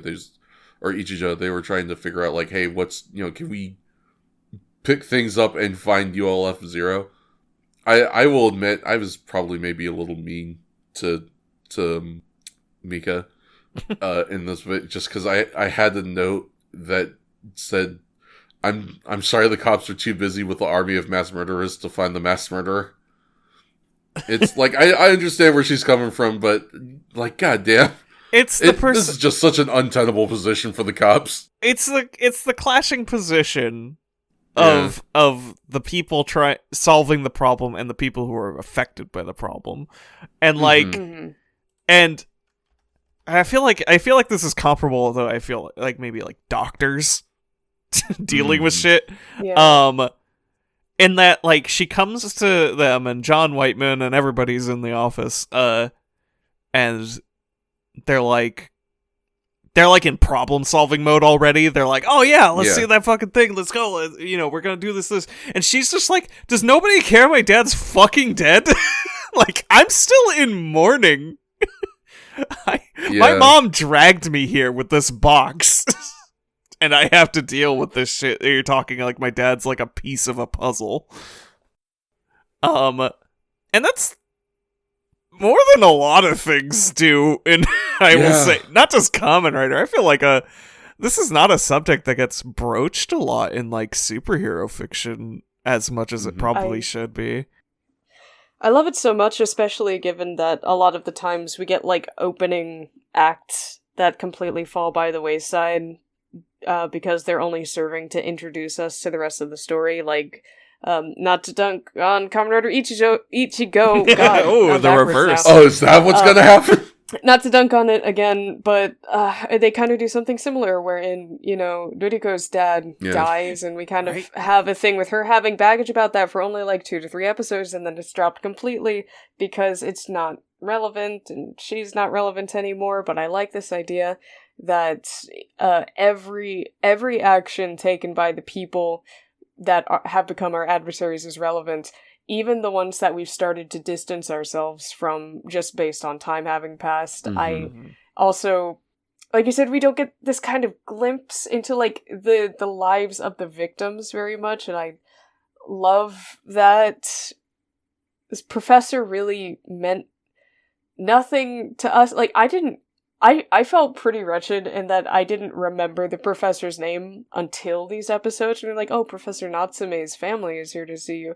And I was like, the professor, Professor the one Natsume. we went to the funeral for. Yeah. Yeah, I was going to say, you think about it, like, you only meet Natsume as a character once, very briefly, and then he dies.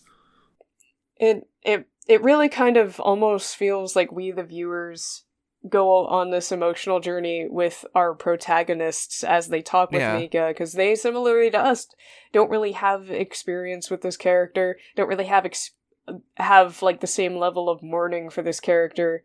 And then this character suddenly shows up and says, that was my father, this was the man who raised me, and I loved him dearly, and he was murdered, and his murderer is still on the loose. And I feel like enough hasn't been done about that, and suddenly we too have to confront, oh, right, that happened, and it felt almost behind us, like maybe a plot point to come back to at some point, but we suddenly recognize how potentially callous that viewpoint is. It's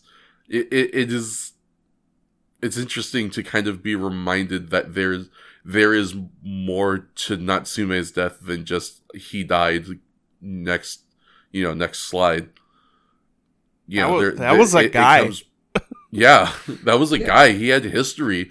He had friends and family and a wife and a daughter. Who else out there do we not know who was mourning the loss of this guy? Does he have other colleagues who are like fucking heartbroken and torn up about the fact that he's gone? We don't know, because we only got a very brief glimpse into his existence. But, the show makes a point to still, like, show you that, like, this was not just, like, a mannequin that we killed to initiate a plot. This was a person. And there is stuff behind the fact that he is gone now. There is emotion and intention behind that. And that's why I kind of feel for Ichijo in this situation, because Ichijo being the kind of guy he is, because same with Godai, like, you can tell there's like an instant empathy and sympathy that they feel for Mika, but with Ichijo specifically, his hands are pretty tied. He's just in a terrible position, because it you can't just be like, oh, I don't worry, little girl, I'm gonna drop everything and go hunt down your dad's killer, because, like, on a damn near daily to weekly basis, like, people are dying in the tens to damn near hundreds. And, like, how do you tell the survivor of a murder victim that you have more important shit to do without saying you have more important shit to do? Well, even from a less callous version of that, we don't have leads on that. Our only leads are these guys that are actively... We don't have any information. The guys that are actively killing people are our best bet to finding that out. Like, it's a group. Yeah. It's a really tough position to be in, and, like, damn near impossible to have to try and explain to, I mean, anyone, but especially a mourning child. Like, fuck. Yeah, I think John Whiteman gets the full brunt of, like, hey, let me get a look at that and see, and that just sets her off, and she's out the door.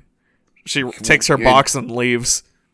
I imagine, I truly do not know how much context John has for the situation. I don't know if he actually knew Professor Natsume or not, so... Poor John. I think the implication is that he really didn't know about their situation. Yeah, it very much so seems that way.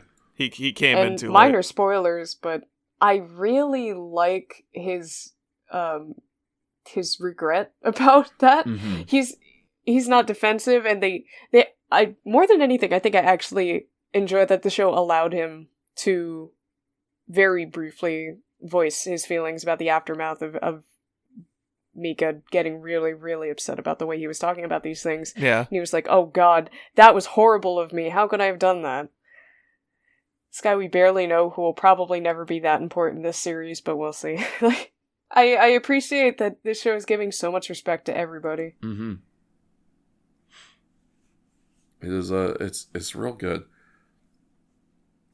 Well, now that we have we've figured out what's going on with the box, we've done a couple of bee murders.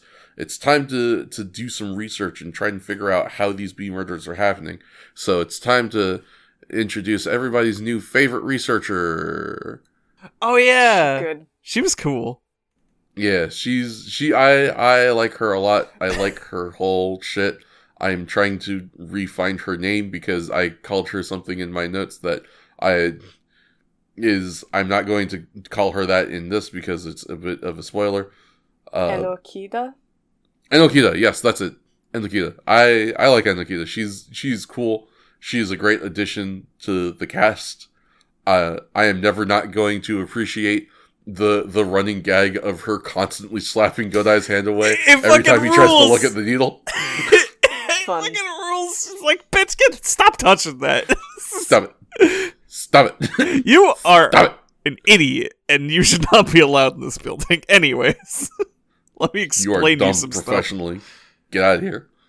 That was a lot of fun. I love the growing. I love Ichijo's like growing list of contacts, and so which just kind of increases this group of buddies. Like I understand that it's mainly a core 3, but I truly see and hope that a lot of these guys just further come back because they all have their own purposes. Yeah, It's nice. it is Ichijo sure is popular with ladies. yeah, it's definitely good stuff. While we are talking to Enokida about what's going on, we start hearing about some more attacks. We are able to figure out that like this was an interesting thing that I don't remember if they mark any significance of it in this episode specifically, but they are able to track out that B-Man is attacking in a spiral formation in like 15-minute intervals, which they are able to use in order to plot out where his next attack is going to be and try to intercept it. We've got B-Man, we've tracked him down, we know where his next attack is going to be. It's at a water park? I think it's a water park. It seemed like a water park. Yeah, there was. I wasn't sure. There was definitely water park slides. Yeah. Not 100% sure if it was abandoned or just drained for the winter or if it was in fact functioning and we just cleared it out to film there.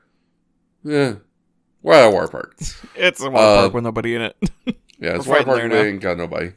We get a nice little scrap between Batman and B-Man because B-Man's a bitch. And Batman's also a bitch. Or yeah, because that's what I meant to say. It was Batman. They're both kind of bitches. A little bit. A little might touch, which allows our heroes to be able to show up and intercept them. Godai puts the fight to B-Man while Ichijo tries to shoot Batman, but he runs off With the fucking hand cannon, like yeah, he's got the mega revolver now. got the krakaka. Yeah. Important thing to note specifically for next episode is because of B-Man and Batman's fuckery. B-Man loses his little bracelet thingy. Yeah. And then I think Batman tries to steal it, but he does not succeed. Yeah, he gets caught with a little bit of the sunlight, and it's like, and then he gets a mad sunburn next episode in his human form. Wicked sunburn. It's so funny. It really is. Hey, do you guys remember the fight from episode 5? Yeah. Yes. Hey, let's do that again, but with a different attribute. Okay. Yeah. Yeah, it's time to So learn anyway- about a new thing. So anyway, Kuuga gets his ass kicked. Yeah. That's one thing about Kuuga you gotta know. Kuuga gets his ass kicked and then accidentally activates a new form. Yeah. Which, His- Sensory hell. Yeah, I was which gonna gives say him- sensory overload. it gives him the autism powers again. He's activated autism mode. Enjoy your overstimulation. Stimulation. Just goes fucking berserk with it. And then he gets and then in further episodes he gets the inclination to over-explain things. God, that's how the first God. episode. That's how the next episode fucking starts. I know. I would like to state for the record that I am slightly on the spectrum, and so is my girlfriend, I believe. So we love making jokes. We love to make. I mean, God, but like, truly. It comes from a place of understanding in Yeah. relation.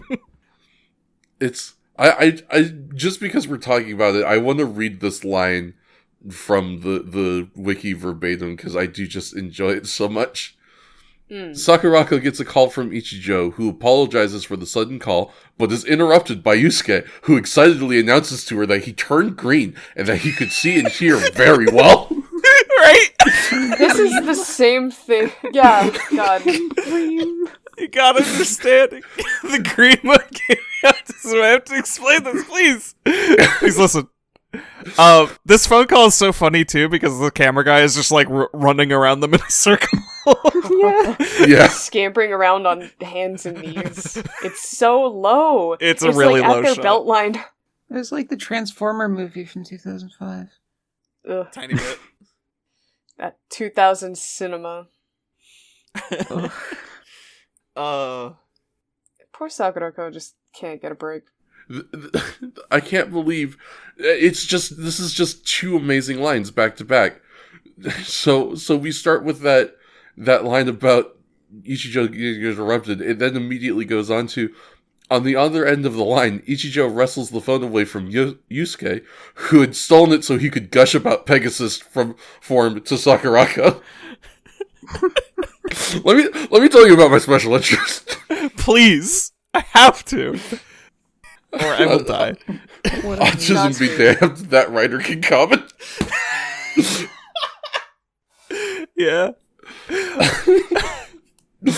Well, actually, as we find out later on in the episode, it actually should be autism be damned, that boy can shoot. Yeah, for real. Yeah. God, what a wonderful way to describe that. So Godai is very excited that him green. I would be too. Yeah. And Ichijo is worried that his boyfriend now has autism. So he takes him to go see his ex at the hospital. And we gotta go back to B-Man because he's in fucking trouble because he lost his bracelet, so he's gotta start again. He's a rat bastard and he blames Batman for it. He straight and up Batman does, just yeah. gets slapped around for it. He's just the saddest, most pathetic sopping man. I fucking hate Batman here. Yeah. Of note, in this scene, they have like a board that they're keeping Yes. kill counts with, Yeah, and it's a fucking magnet board. it sure is. It's a straight It's up so magnet good. art board It's so good. with a shell that they crafted around it to make it look like a weird alien thing. Fucking rules. It rules It's so so good. funny. It rules so It's hard. it's so funny how clearly a magnet board it is. Like that texture. They put the filter over it. Yeah. They have this wild case for it, and they put some stuff on the pen, but They can't hide it. it reads too clearly. Choice quote from Ellie. Why does Saracenian hate Batman so much? Spoken like a kid who sees their parents fighting. We have yet to see that this Lady Grongi's. She's kind of the leader, sort of. She's certainly taking charge in a lot of situations, but she's very Rose themed. So we have just started preemptively calling everybody by their Ichigo monster equivalent names. And she went with Saracenian and not Rosaranga? Well, I don't think she's gone that far yet. Valid. But also we're going early, Ichigo. Everybody's kind of earlier entries. Yeah, that's fair. So this is where this is the thing I wanted to mention with the abacus. So we see people doing the abacus and they're counting. And when we watch Grasshopper Guy use it, he kills one guy and then he takes one of the little danglies, moves it over to the other side. And it's like, okay, so there's one of these danglies is one kill. And then B-Man gets told he has to start over again. He slaps on a bracelet. He shows one dangly, and he goes, this much for the humans. And then he holds up, wait for it. No, wait for it, really. You might shit your pants. 2 danglies. Oh, my pants. And says this much for Kuuga. Damn, 2 whole danglies? He's 2? That man's worth He's 2 worth 2. humans. Am I supposed to be impressed he's worth 2? Oh my god, I forgot to bring up something really important. The business card. Yes. Yes. When we go to Enokita, we've updated our business card.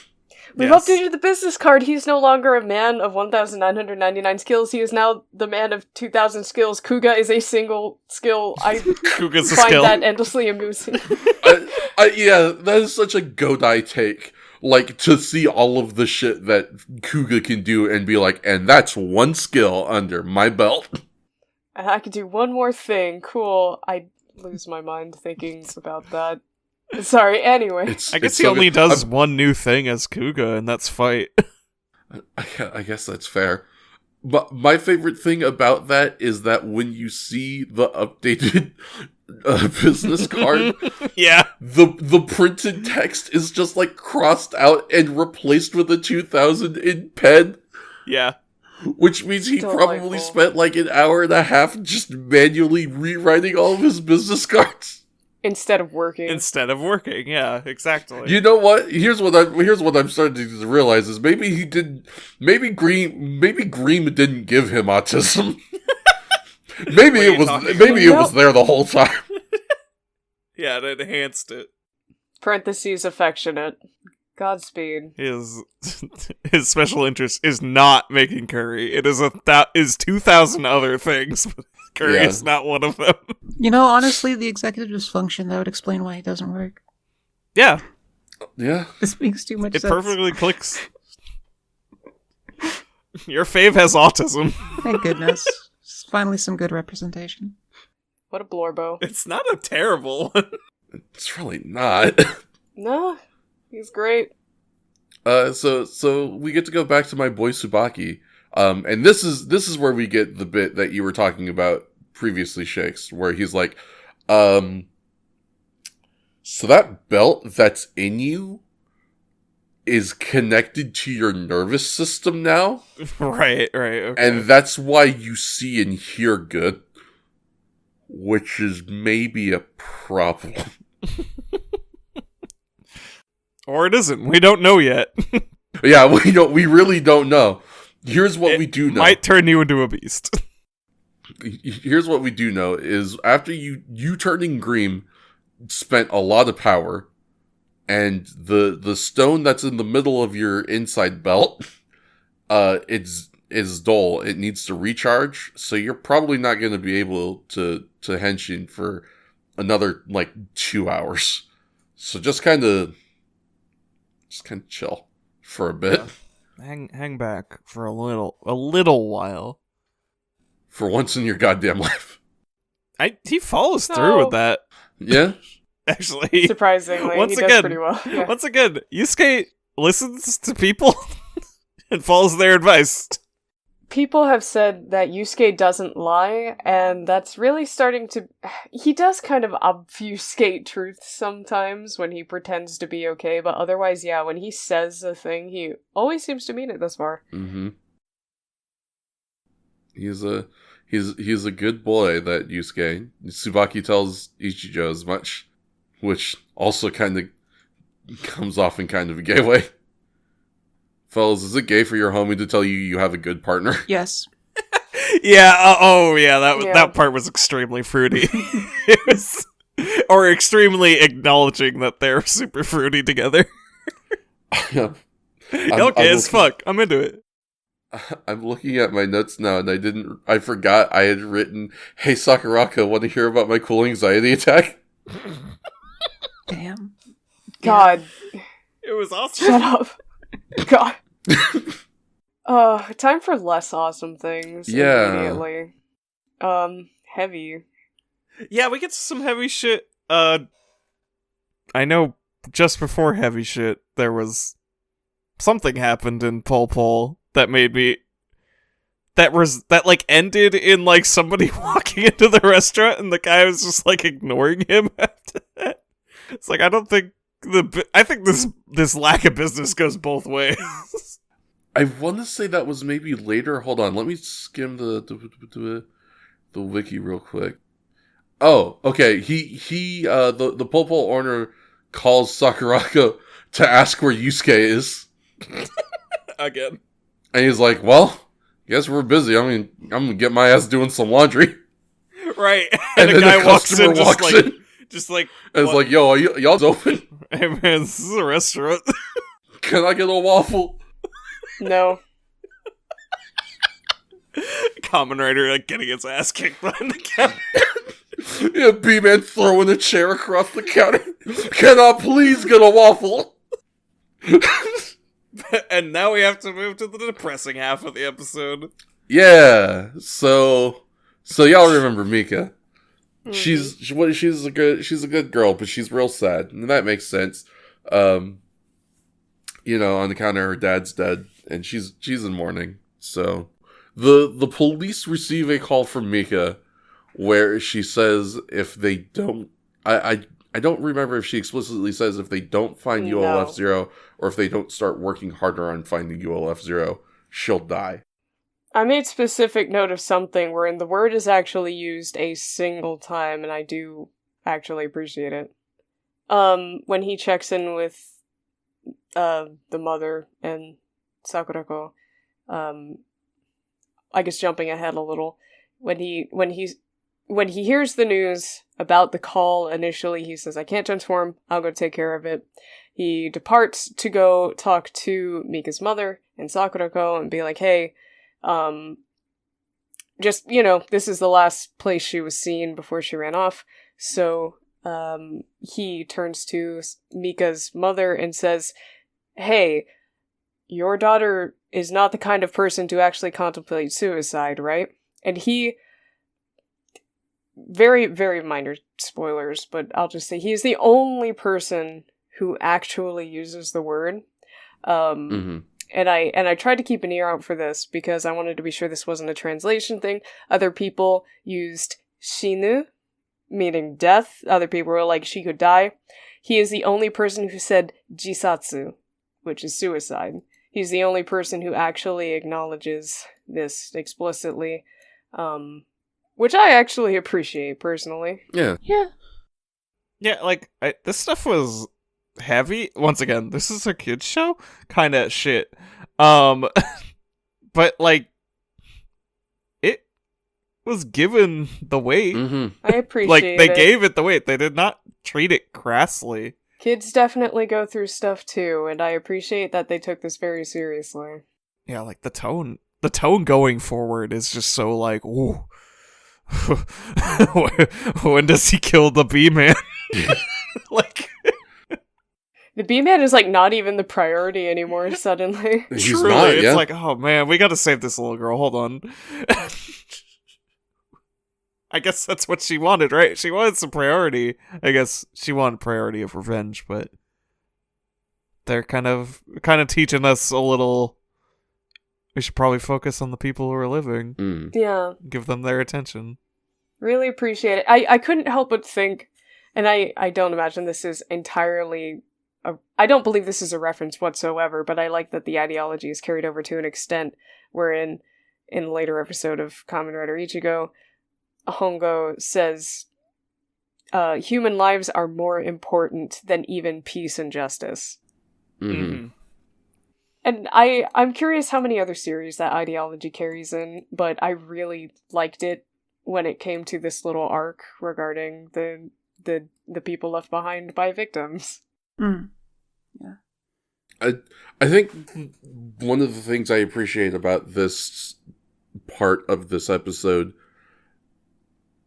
is that I don't think it could be handled as successfully with a different protagonists. Like I don't think that they couldn't have done this plot with a different like a different writer. But I think Godai is probably the best for it, if that makes sense. I believe that. I like that. I personally really, really like how how he handled all of this. Mm-hmm. It almost gives me the impression that he has experience with this. Or at least someone on the writing team does. Yeah. Yeah,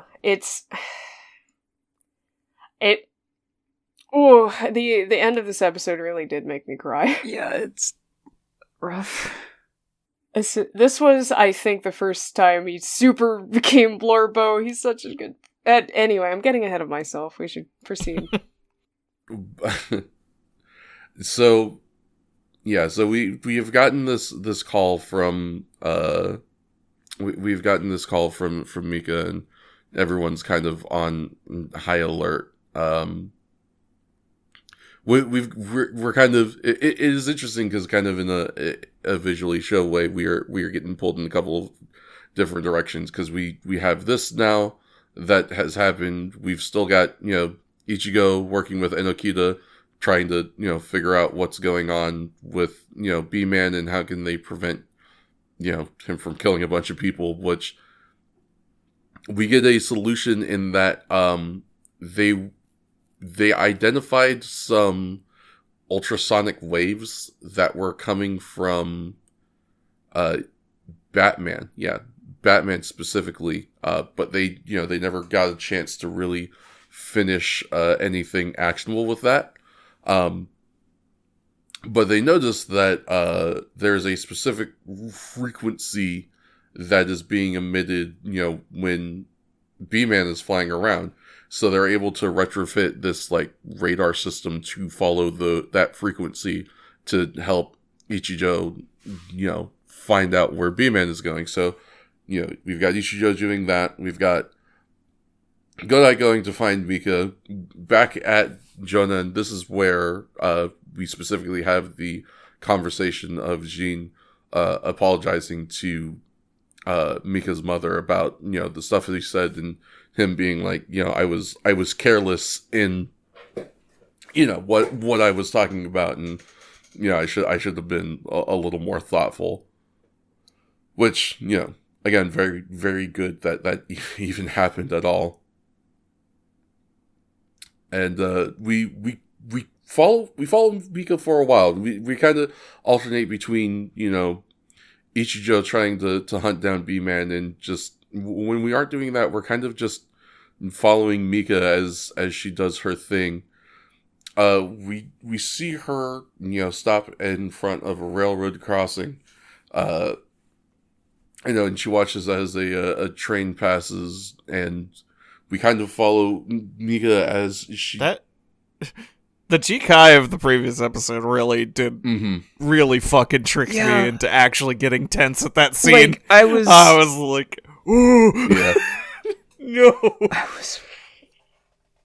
That's yeah. incredibly tense, that entire scene, to say the least. Yeah, luckily nothing happens. And instead we sort of follow Mika as she ends up going to a nearby beach, and eventually Godai is able to find her, and they talk about how she used to go to that beach with her father, and how her family would spend vacations there. Godai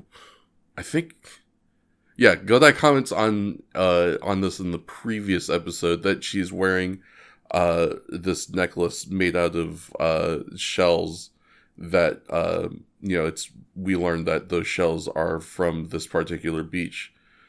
And it's just a good bit of like Godai talking with Mika and kind of being there for her in a point in time when she felt like no one was, which is then unfortunately kind of usurped by the fact that we find out that, as he boasted back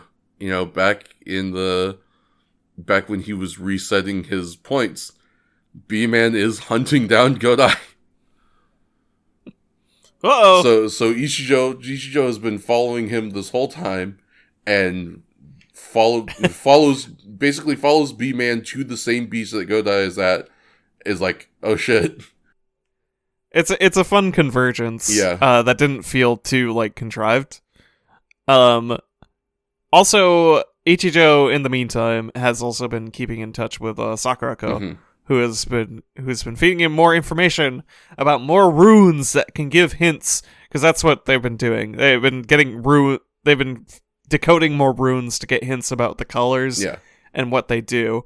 And there was something about it, like, I think it did literally say like a shooting something with the green, or like probably, like, or maybe like in context of like an arrow or something like that. Yeah, I believe and so. And he's hearing this, and he just, like, looks over to his hand holding the big fucking revolver. It's just like, do I really give this moron a gun? Yeah. Yeah, I was gonna say, truly of all of the things you probably wouldn't want to give Yusuke, a gun is high on the list. But, it ends up working, because Kuga's got his cool, I take a thing and I transform it into another thing. Have more faith in him. Yeah. He turns it into a Nerf gun. Yeah, he turns it into a legit same note. bow and arrow ass, Nerf gun ass. So I love this gun, actually. Like, the more I think about it, the more I like this gun. The Nerf gun thing is very funny, but it's like a needle gun, so it makes sense. I also like, especially as the scene that follows is like, he throws him the revolver and he grabs it and it transforms. This thing is supposed to kind of look like a crossbow. But honestly, and this might be accidental, but I think it works in its favor, it kind of reminded me almost like a directional mic. Oh yeah. And because he grabs it and it goes like, and he's like listening really close. And just, like, searching for the beating of the wings, and then just, like, found target, boom! Yeah, it is a great bit. It's so cool. Like, genuinely. I love the catch of and then we can go back to having emotions. The needle, too. Mm-hmm. Extra cool guy points. Oh, yeah! Shit! Yeah, the shot gets fired, and he's like, yep!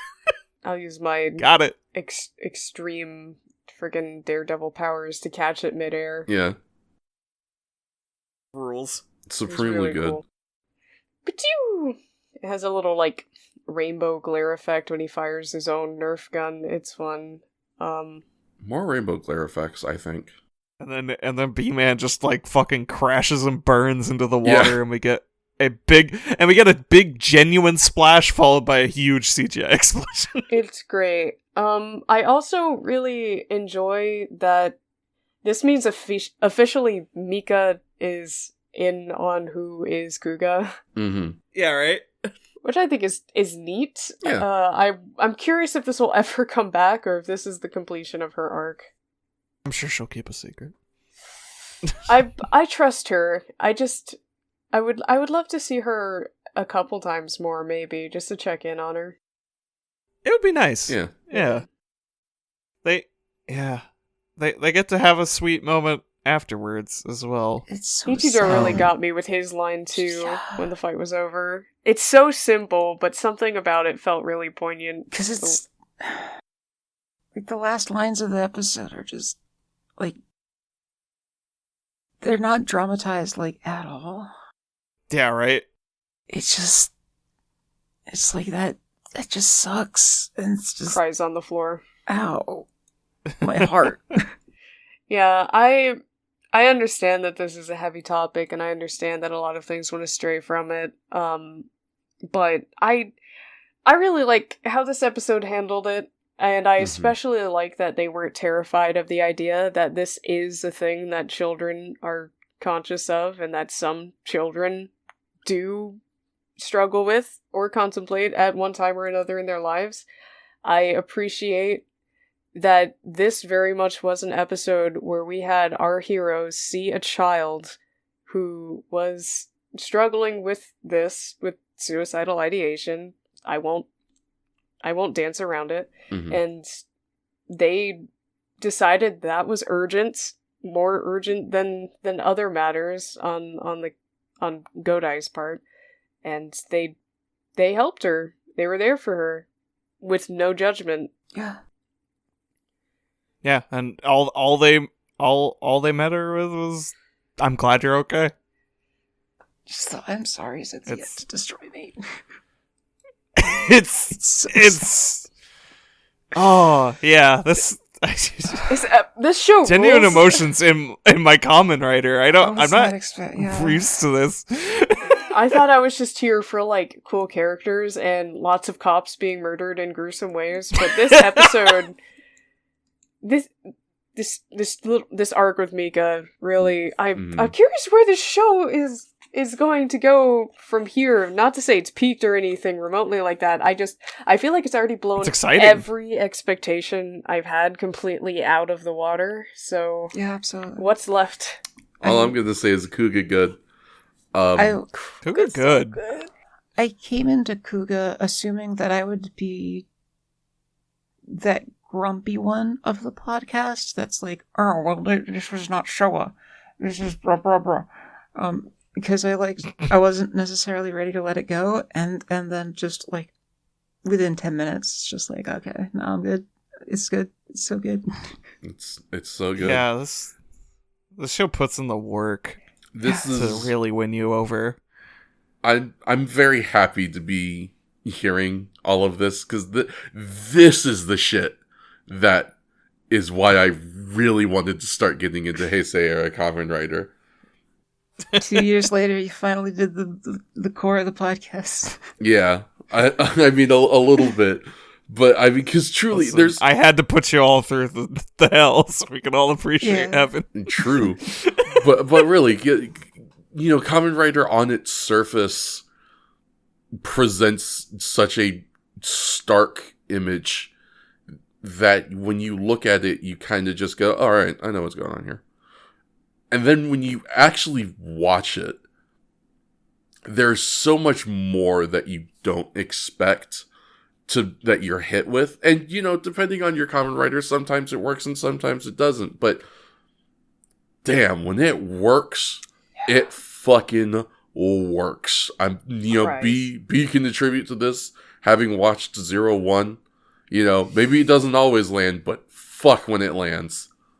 Yeah, 0-1 was quite good. I enjoyed that series, but I'm curious where Kuuga will end up in the rankings at this point. Kuuga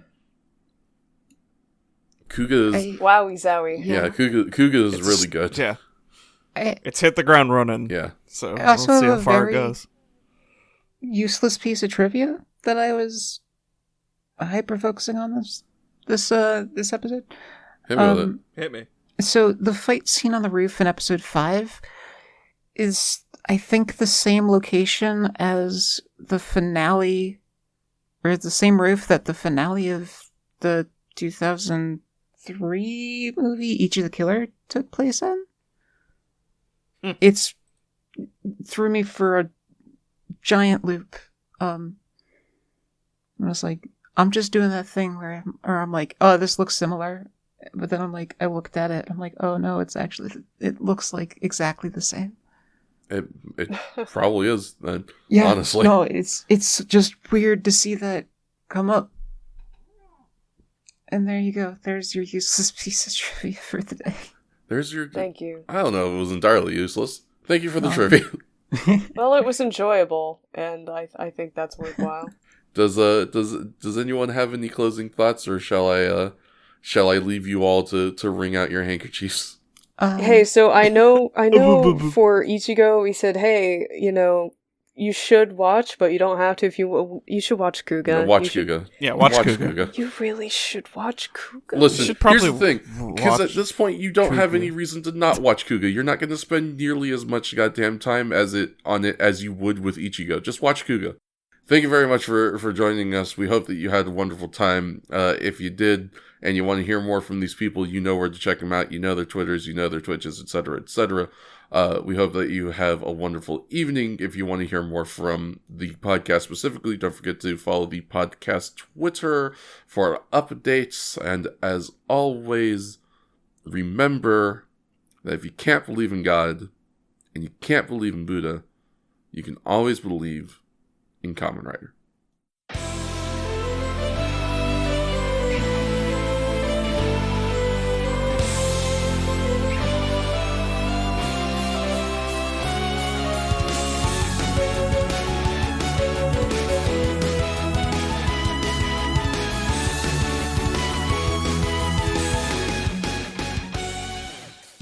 Salutations. This is the Illiendic Nonnagon, and if you enjoyed this podcast and want to see more, please consider giving us a follow over on the site that was previously known as Twitter at First Ride Pod.